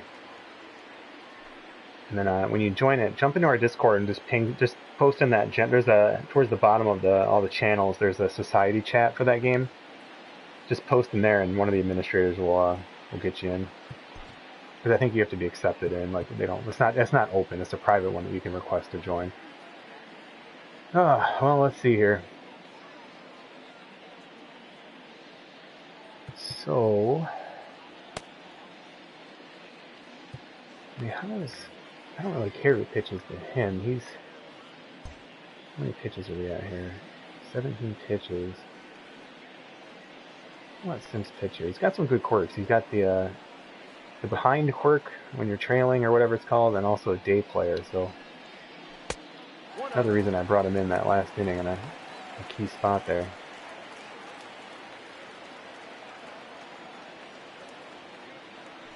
Don't sleep on the base runner, even with 50s and 40s speed. They'll try and sneak one on you.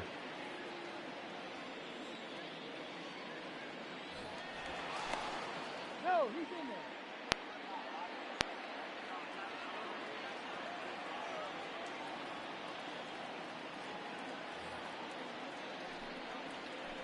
Ball 2. 2-0.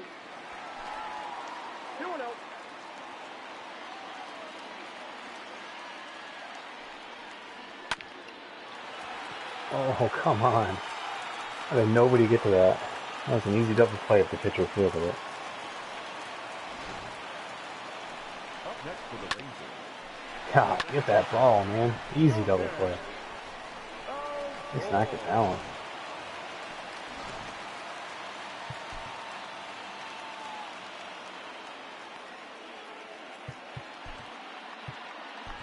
Ladies and gentlemen, Nick Ramirez here.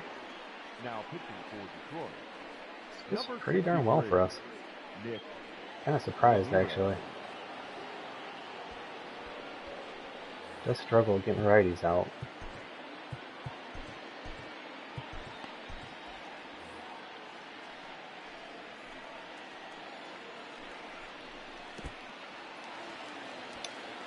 That was my bad. That was weird. I was not trying to pitch yet. That caught me off guard. That sucks.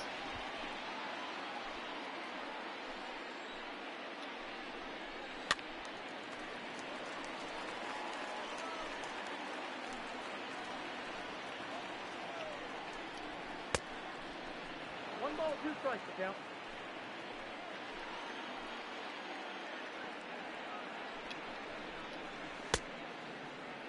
Did he go?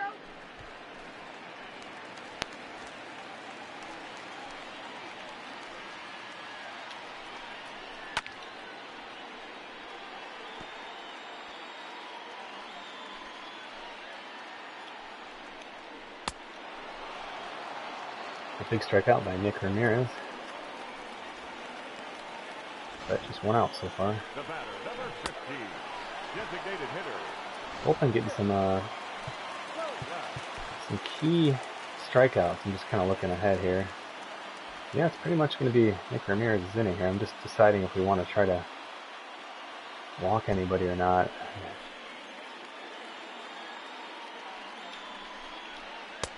Count 1-0.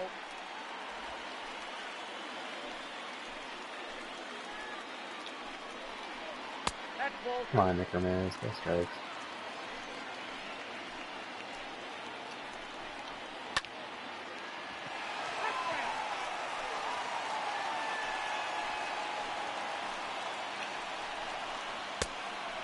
Two balls, two strikes.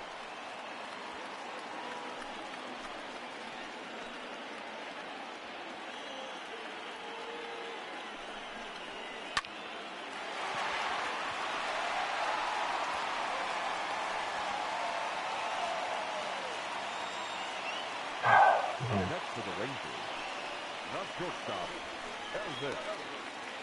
Andrew.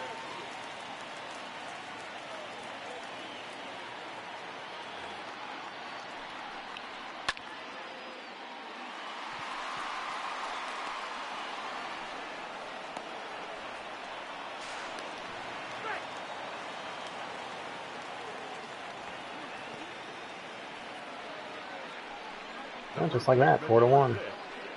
Matt Duffy.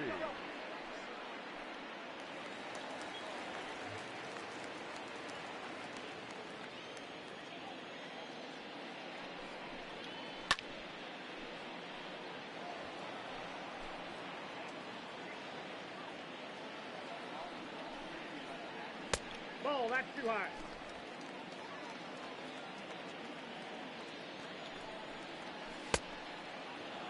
The count is 1-2. 3.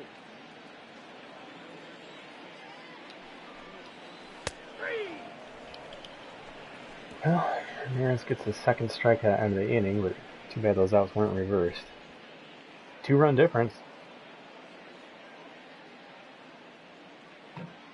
But we got to score. I mean, this is 3 of these 4 games we've scored 1 run total. It's crazy. And then what, 7 or was it 9 the other game?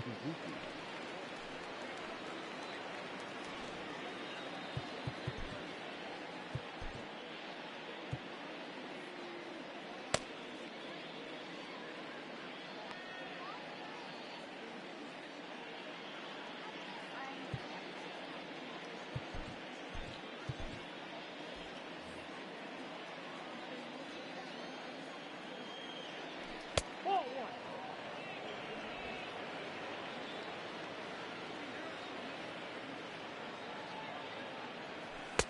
Ball, that pitches out.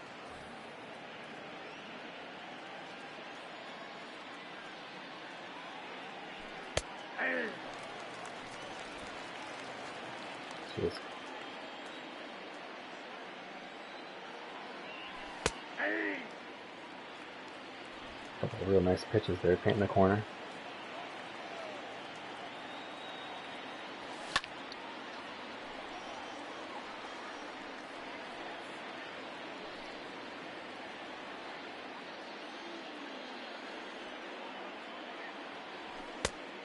I got 3 and 2.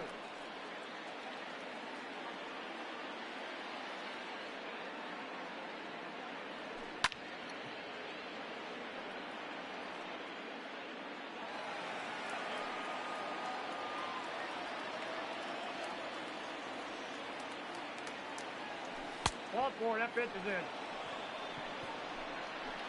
Closer game, you could consider pinch running here. The leadoff walk by Suzuki, but he's our only backup catcher option, even as a DH. I mean, I want to be able to leave that option there. And again, we're down by 3, so we're certainly not stealing any bases or anything like that right now.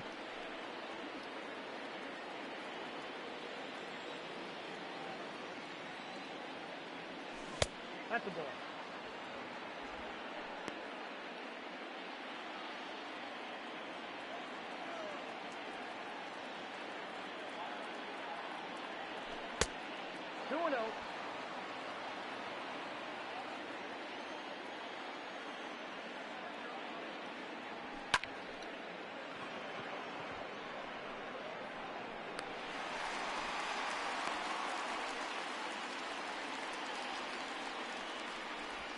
Now batting, the third baseman, Daniel Canero. So bullpen time for the Rangers. We'll switch up those sliders.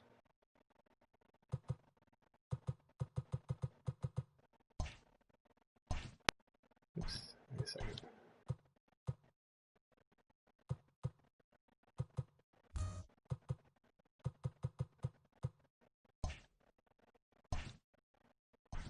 Is that right? Why does that not look right? That's right.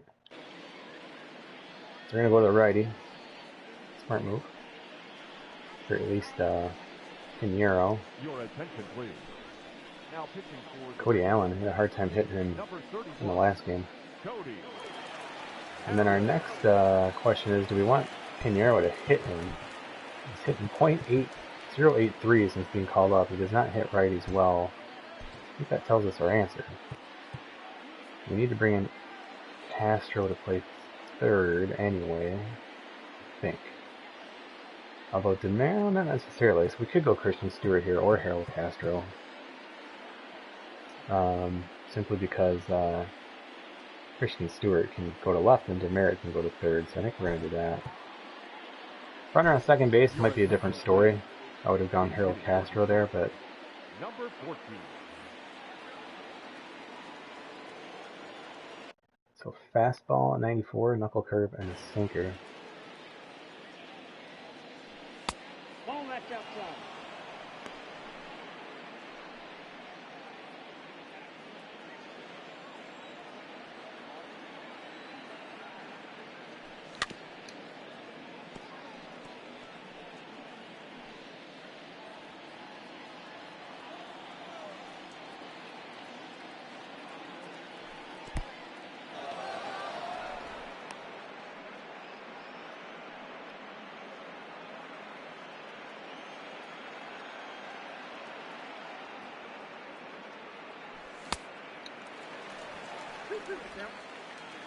That was the sinker.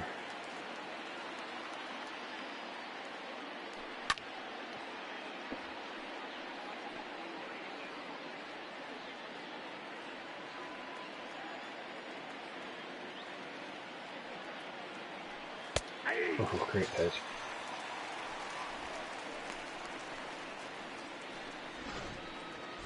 Up next for the Tigers, the catcher, Victor Aracena. Oh, that's low.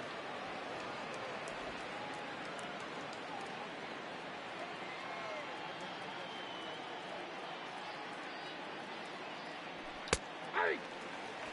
I got a ball, 1 strike.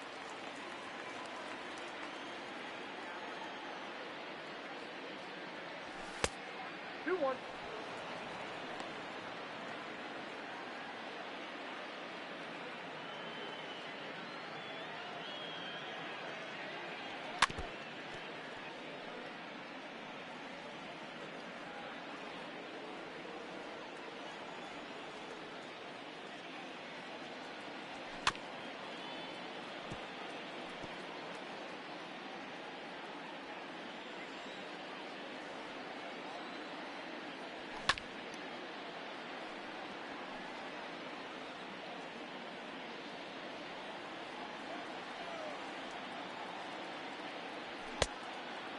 2.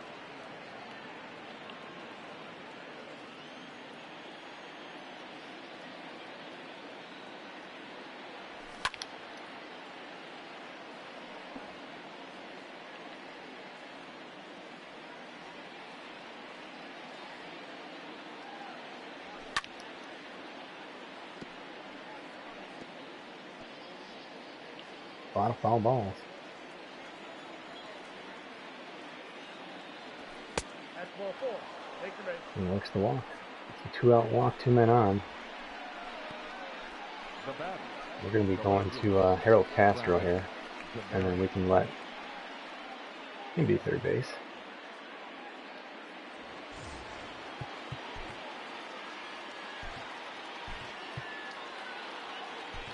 Ladies and gentlemen, your attention please. Pinch hitting for the Tigers. Pretty clutch player, Number 30, also a day player. Castro.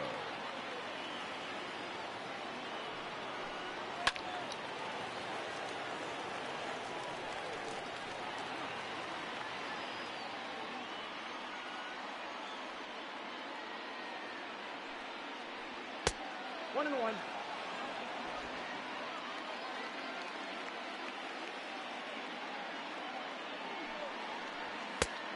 That's out.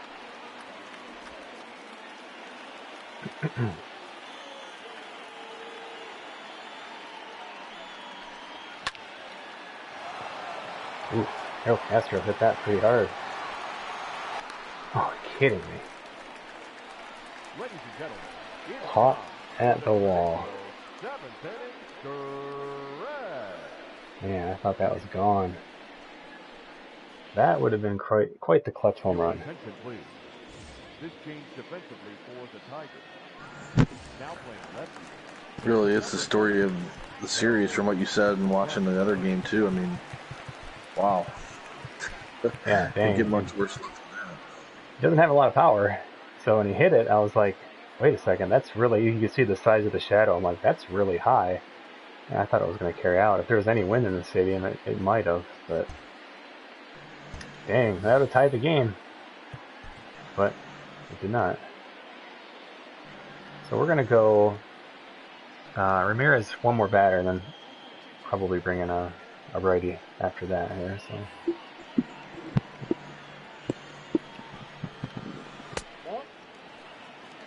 Ball 1, no strike.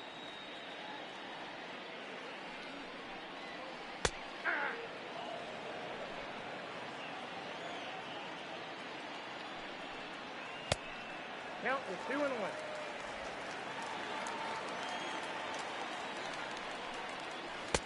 I got 3 and 1. 3 balls, 1 strike.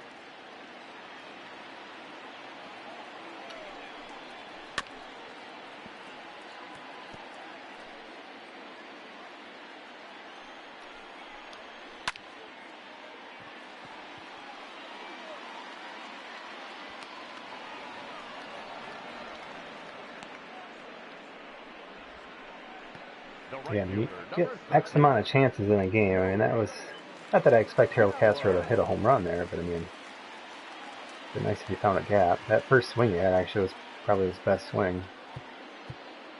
But then it was, see, Bard, here's the weird thing, alright? Bard with his home runs per 9. But he is a stopper. But with the day off tomorrow, I think we got to go Alex Wilson here. Your attention, please. Now pitching for Detroit. Number 31, Alex. Goes the other way.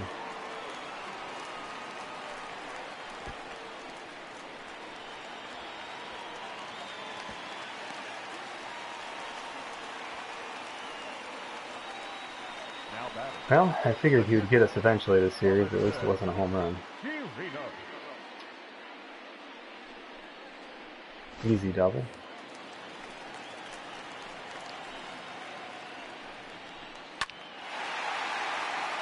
And that was my mistake. He's a first pitch hitter. But again, that's okay. I don't always just throw it out of the zone each time. Now batting. The center fielder, Canero. I mean, really, that wasn't his If it was in the zone, it was barely in the zone. Yeah, Rangers hitting the ball well today. I mean, they deserve to win right now. Nope. Just those 2-1 nothing games. This should be the one game they've won the whole series. There's 2 more runs. And they've hit some bombs this series. So 7-1. So yeah, thanks for watching, everybody. See you next time. Now we'll finish it out.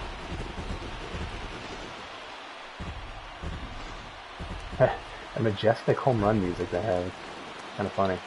Now batting, third baseman, Isaiah. Another hit for the Rangers. 448. That's a bomb. Yeah, they've hit some big ones.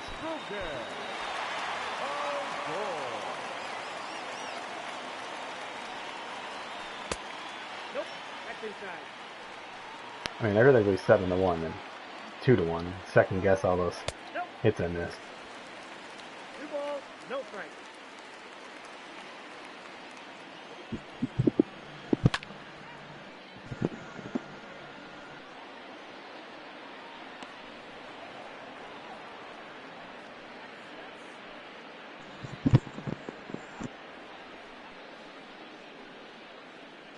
The batter, number 15, designated hitter.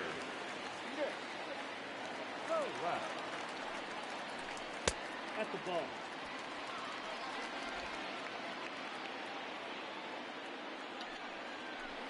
Aye.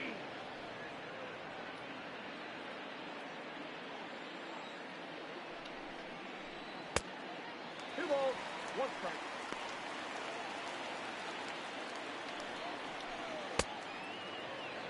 I got to count 2 and 2.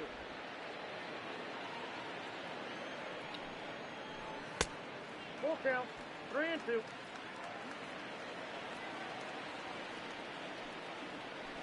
No, ball 4.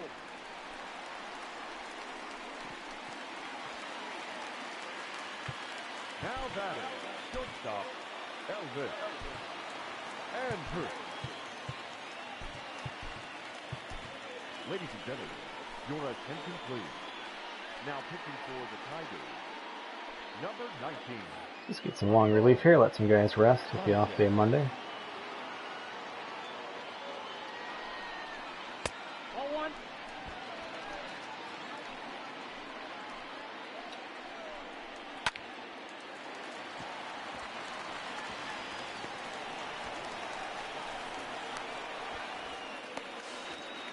Got him. That's an out. I don't know why the AI does stuff like that. It's really weird. Like 3 hits today. Good grief. 8-1.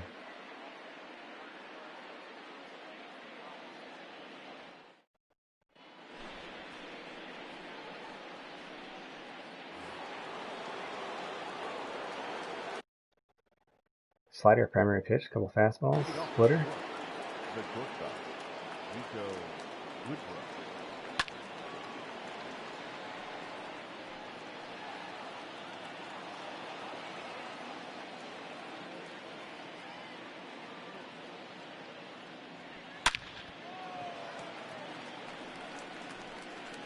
Guess where that ball went? Right into a glove. Cameron Maben. Daniel Norris pitched okay, but he wasn't dominant at all.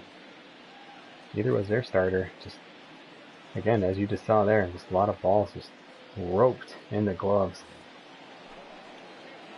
So, we talked earlier about batting average ball in play. I mean, mine's going to be low this game, but if you keep making solid contact like that, it should come around. But we are talking about MLB The Show, so you never know. Double whammy. That's a double whammy because it was struck in right into the shift. Yep.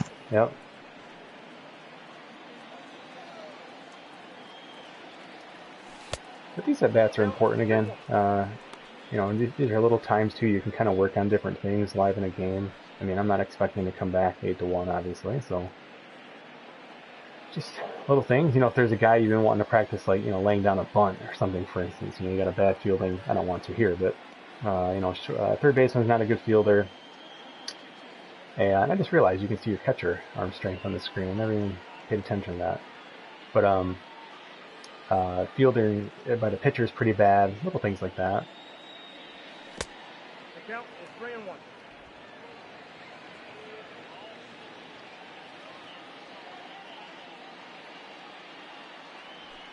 Ball four. Take the base.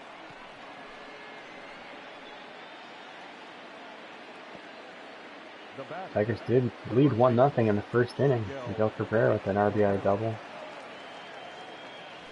Yeah. 0-1's the count.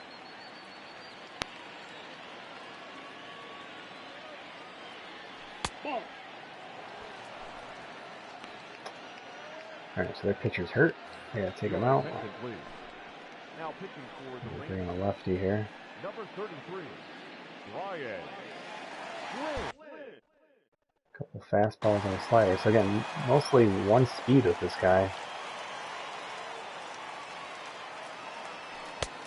Just take your time and try to line it up.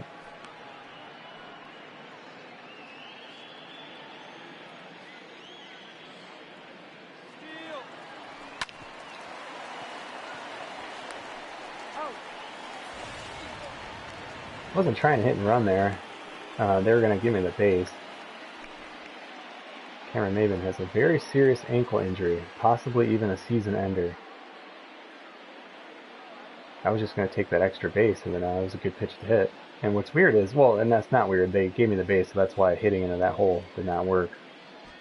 But Cameron Maben just got hurt. That's not good. We're going to actually put in Willie Castro, let Victor Reyes rest.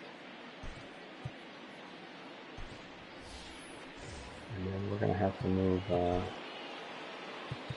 The batter now Nico to left field. is Jonathan. I'm sorry, to right field. Oh, I have to do that next inning. Okay.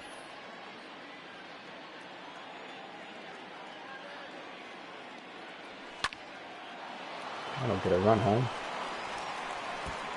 That ball hits the corner, bounces out beautifully to the left fielder, almost as if he knew where it was going.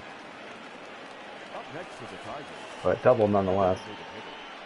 Boy, this is a tough game. We're getting our ass kicked, but Cameron Maben might be out. And those little injury messages are pretty accurate. Not always. I mean, I don't know. He probably will be out for the rest of the year, so 1-0. we'll have to see. Remind me to sim to the end of the day and we can check tomorrow. 2-0.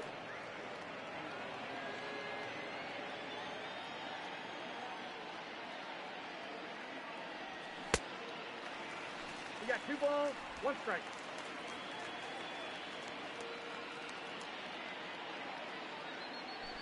Ooh, 2 that was balls, the 2 slider. strikes.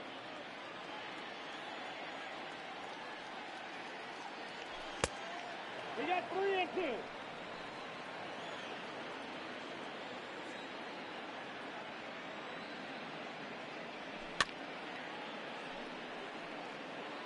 A little too close.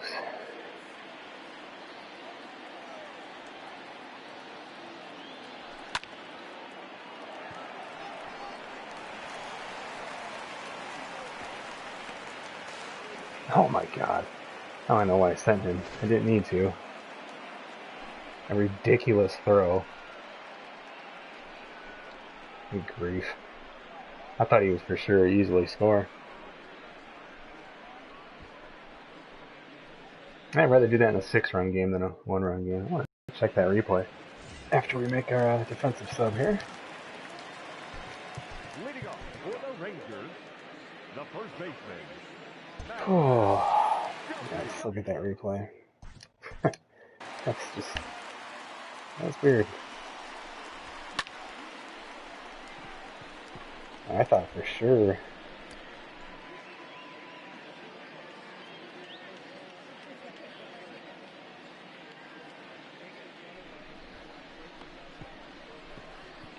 I mean, it was hit hard, but I mean, I didn't think it'd be. I honestly didn't think it. I thought they just hit the cutoff man. He just threw a rope. It wasn't even accurate, but of course they have this goofy animation. I mean, the runner could have easily avoided that just by staying upright. I actually don't think he was out. Just frustrating. He is not. That is not an out. Come on now. Touch the plate. Maybe it is. What is he doing? Why? I don't know what's happening here.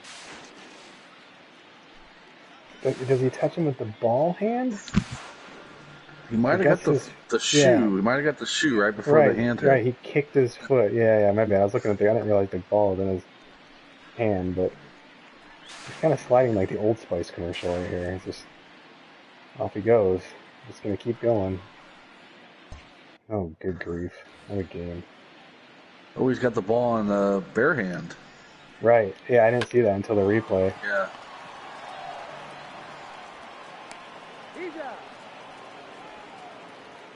Oh, Tigers. You know we're going to miss the playoffs by like one game. It's going to happen. It happened the first year of the 162 game season. Last game of the year. Missed the playoffs. We saw it flash up on the screen. We're like, oh my god.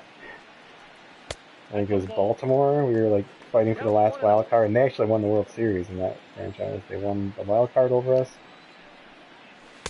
They flashed it up on the screen in like the 7th or 8th inning. Baltimore won.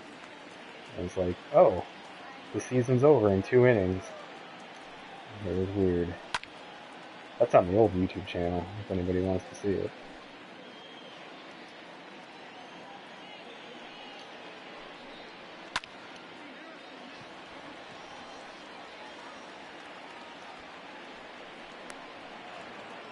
I wish you could turn on StatCast whenever you want, because like here in an A2 game, I would try to like run in a few circles or something before I catch a ball, and just see what StatTrack does.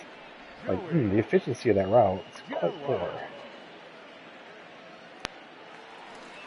Alright, Joey Gallo. Let's see what you got here.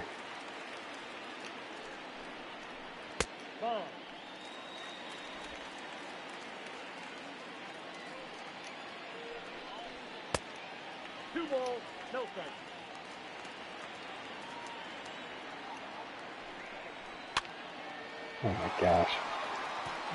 Another scrubby hit to left field. I'm still not to the ball. He was at second base before I even touched the ball.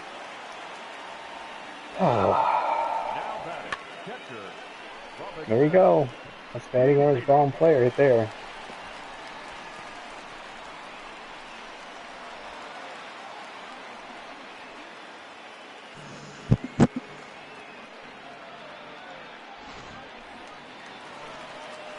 There's a question in chat about umpire calls it when stealing. I have noticed at second base, William, especially second base, there's kind of some quirky calls where it clearly looks like a guy is safe and they'll call him out, and even vice versa.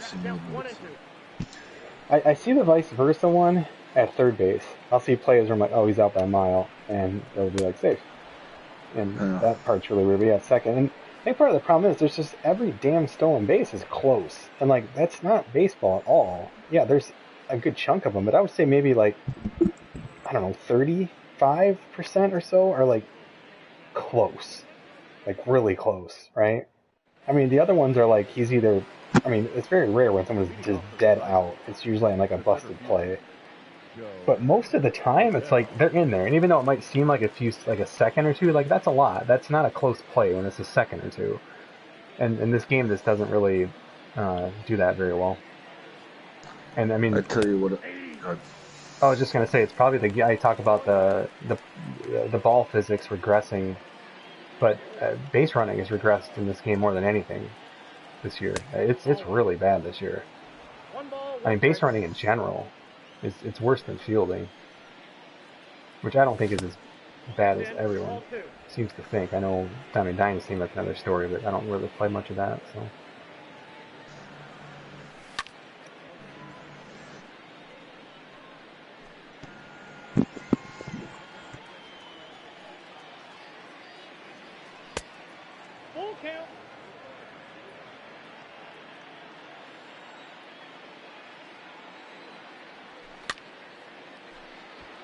Defensive swing, but I'm glad I took it. That ball stayed in the zone.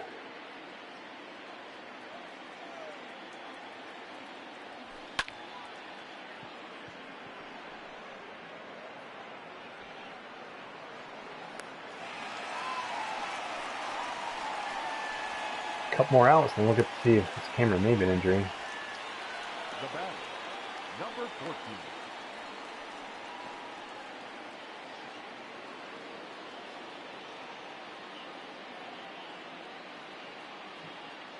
I'll let Christian Stewart bat against a lefty here. See what he does. Oh, well, he hits it right at the left fielder. That's how he does. Now batting. All right, The catcher. back to your plane. One more out.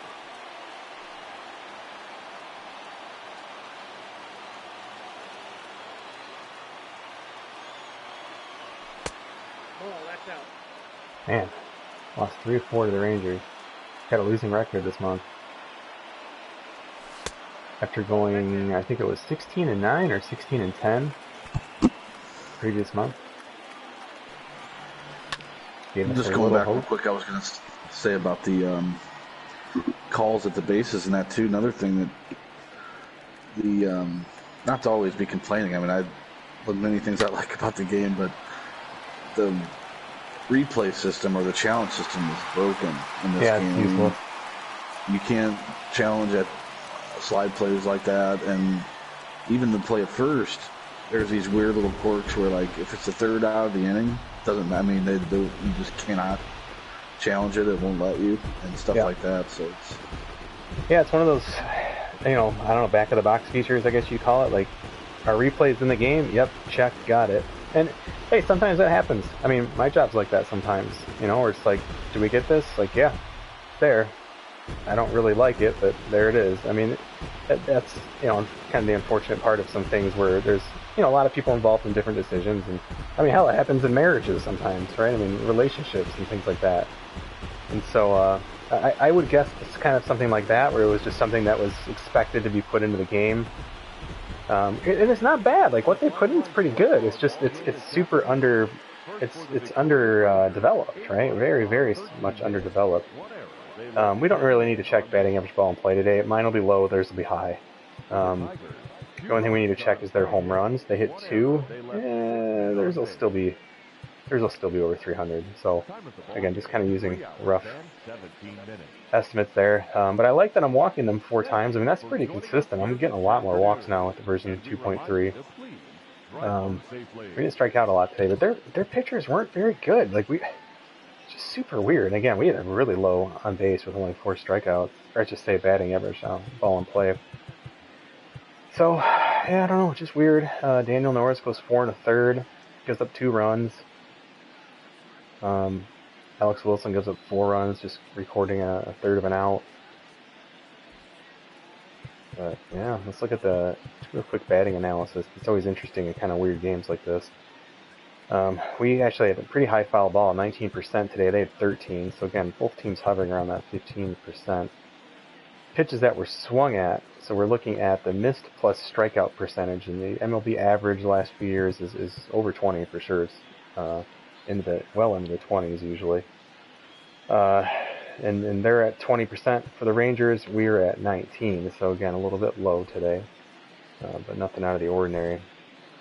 So 8-2, Rangers take 3 out of 4. I do want to see this Cameron maybe an injury because I'm going to cry. I mean, that's going to, just hoping he gets back here in like 2 weeks. So he is out 1 to 2 months, it says. Broken ankle. He'll be out 1 to 2 months. So if it's on the 1 month side, I mean, he'd be back for the last few weeks of the season. He could be back. You'd like to think he'd be back for the start of the playoffs. I mean, again, that's a big if. But, so yeah, we're going to move him to the 10-day.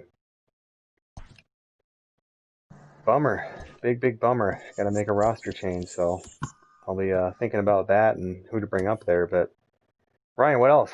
What else you got? Anything else you want to chat about? Or?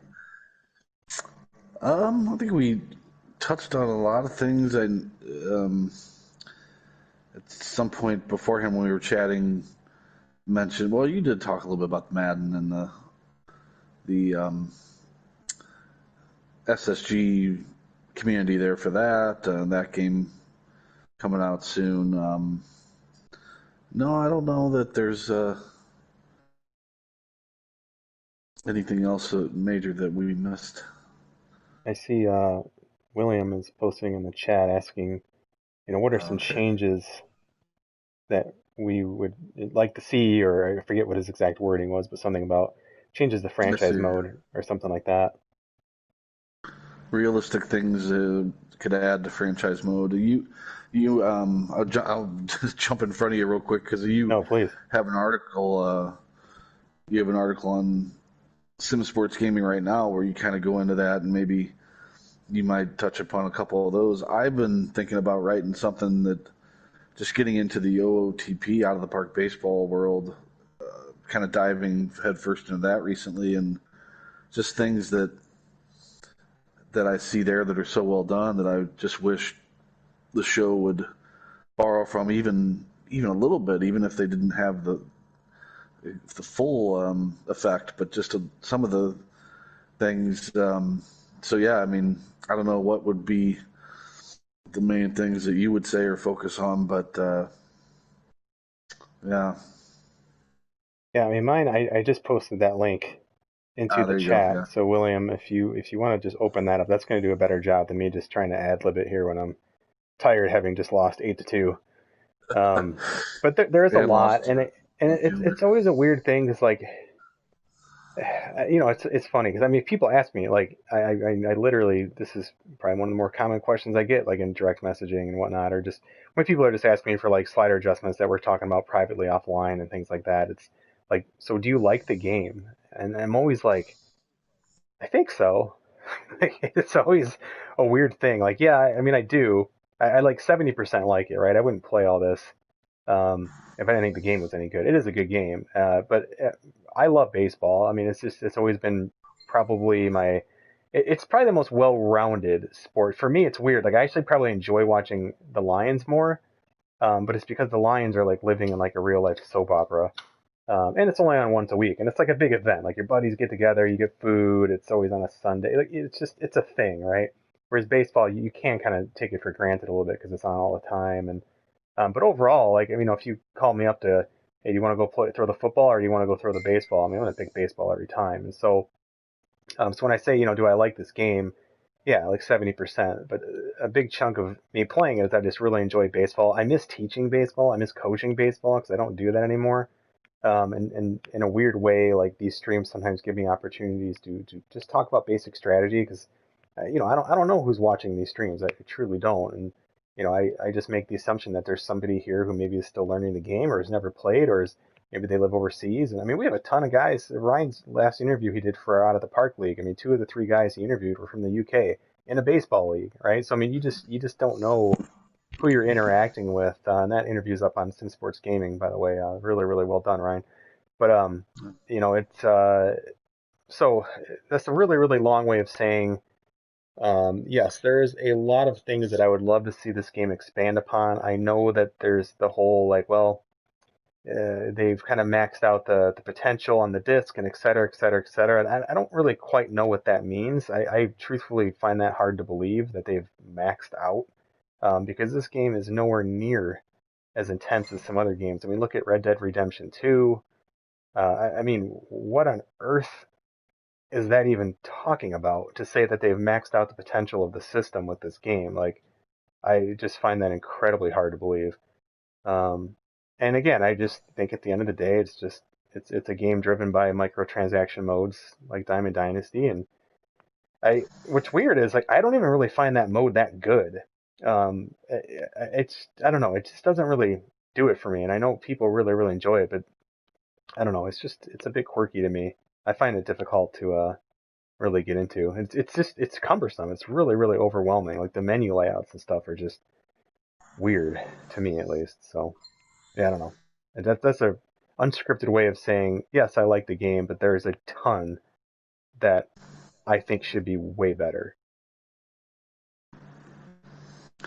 Yeah, I think. I mean, it is a that's an answer. It's a topic where you can go in a million different directions, but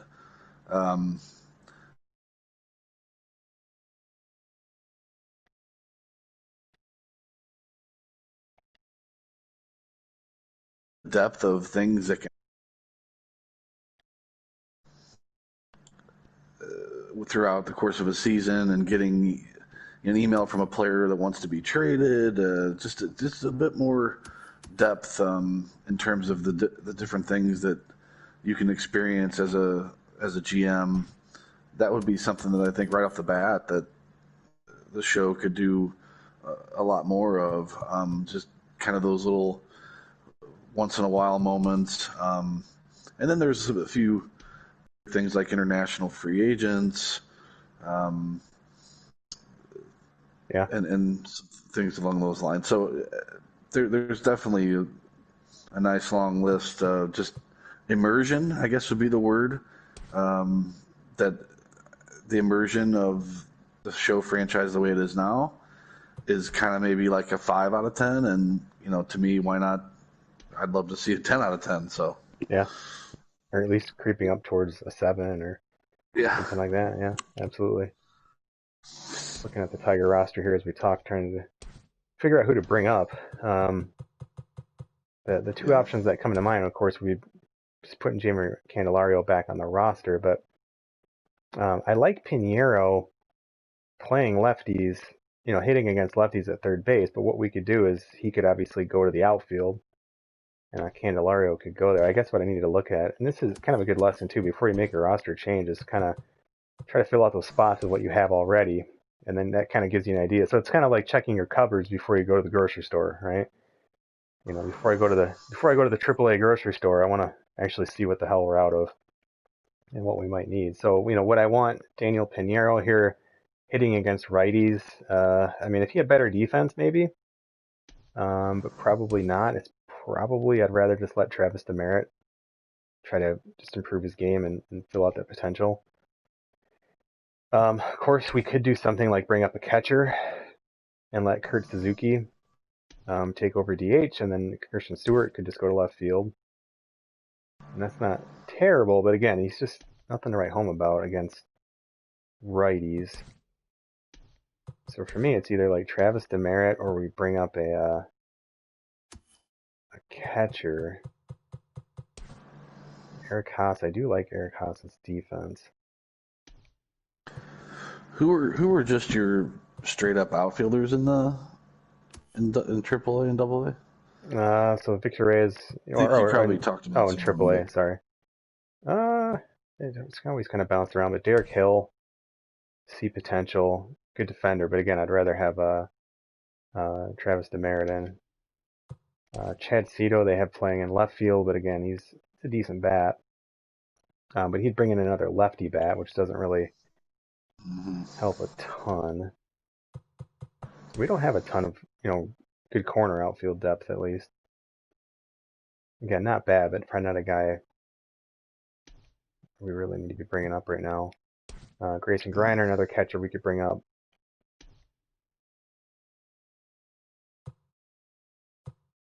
On the bench, you got Kirk Gibson's son, Cam Gibson. But again, he doesn't really bring much of anything. Brock Deathridge is another option. It would just be as a straight pinch runner. But even at 60 stealing, it's like he's pretty much garbage. So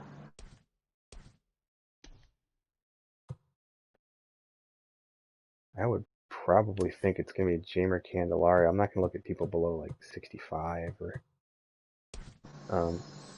Frank Schwindel is kind of an interesting guy. I'm pulled up on the screen here. He's in AA, just playing first base.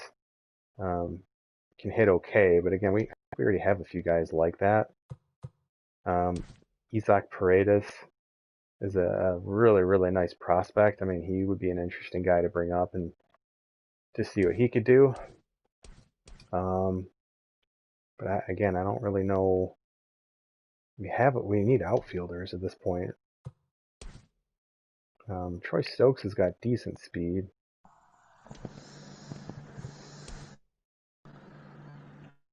Yeah, there's not a lot when we talk about outfield options. So I would probably think we're going to go with Brandon Dixon. Kind of a utility guy.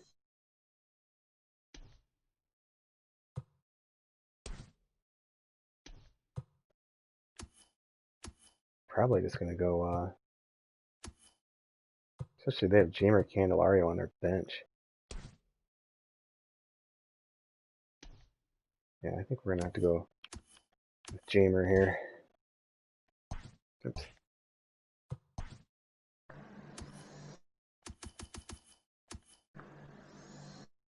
And then what we'll do is Pinheiro will end up being, he'll spend some time in the outfield, so will Travis Demerit. Just, it gets us our, at least some younger guys in there.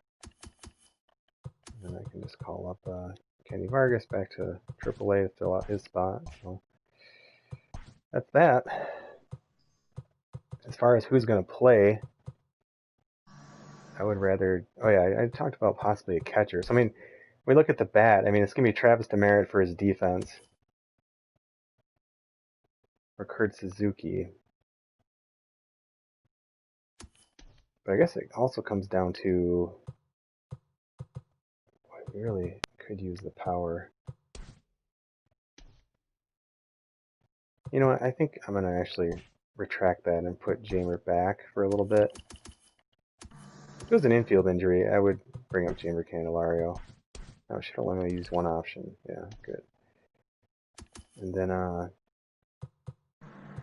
put Vargas back in A because he's old and cares.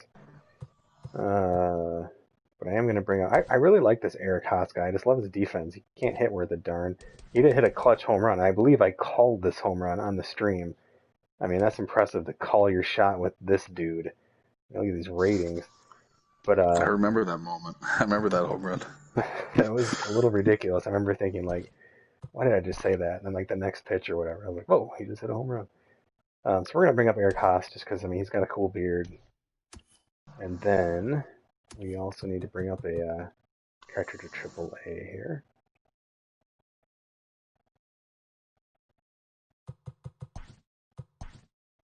Okay. Now, this will actually be a little bit easier now. So we can still get Travis Demerit some time. And certainly against lefties. Kurt Suzuki is now going to come in. And it might... Just trying to think now.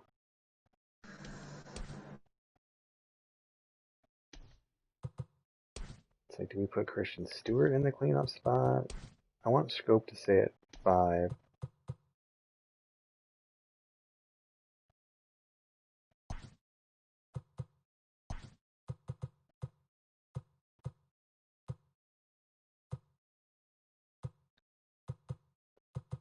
I think I'm okay with this. Keeps a little power in the 2 hole. I'll have to think about that, but that's the general idea. And then Travis Demerit or Willie Castro will get the other spot here. So again, just stuff to think about.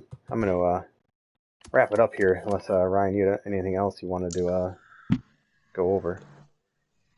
No, I think we're good. You mentioned the podcast. The latest episodes have been more on the Sim Sports Gaming Out of the Park Baseball League, so not necessarily for everyone unless you play the game. But if you do enjoy that game, check out those podcasts. They're on Sim Sports Gaming website. Other than that, enjoyed coming on with you, Mike. Appreciate the chance to talk things over and have a good one. Yeah, for sure. And just to follow up on that stream, it's interesting because when you said, like, you may not play this game or whatever, but, like, none of us play in the majors either, and we all watch Major League Baseball, and we're all fans. And, like, if there's ever an out-of-the-park league to, like, follow as a fan, it's this league. And the reason is it's a daily sim, right? Like, we are playing along with the real life, what would have been the real life schedule, and we've been doing it for 6 years, like real calendar years since the 2015. So April of 2015 is when that league started. I mean, it's cool, and Ryan did an awesome job. He's done, 3 podcasts now covering half the league now, 3 different divisions in the league. And Yeah, it's just been really, really cool. And again, there's just some other stuff going on. The whole idea with the Sim Sports gaming setup is just people getting together and just having just fun with franchise mode sort of stuff, whether it's things like Road to the Show or playing a franchise mode in this game or out of the park baseball or just talking baseball. So, but yeah, check us out. Check out our Discord. Ryan's there. I'm there. And yeah, it's been great, Ryan. I appreciate you coming on, and it's always a lot of fun to have just to be able to have some good baseball banter going back and forth. So I want to thank Ryan Yes, sir. Hetzer again for joining. Ryan, give us your Twitter handle. Where can people find your stuff? Sure. It's at R Deshane, so it's RDESCHAIN 19 at Twitter, and so I have the podcast and also some blogging that I do that's more St. Louis Cardinal specific, but we're doing some writing for the Sim Sports Gaming website as well. I've got some articles up on there, and hopefully a few more coming down the pike soon. So yeah, it's the best place to check it out is on Twitter or the Sim Sports Gaming website. Good stuff. Yeah, and I am Mike Lowe. You can follow me on Twitter at MikeLowe47. But otherwise, folks, I'll try to stream during the week. If not, it'll be over the weekend or so. But yeah, thanks for watching. Again, thanks Ryan, and I'll see y'all next time.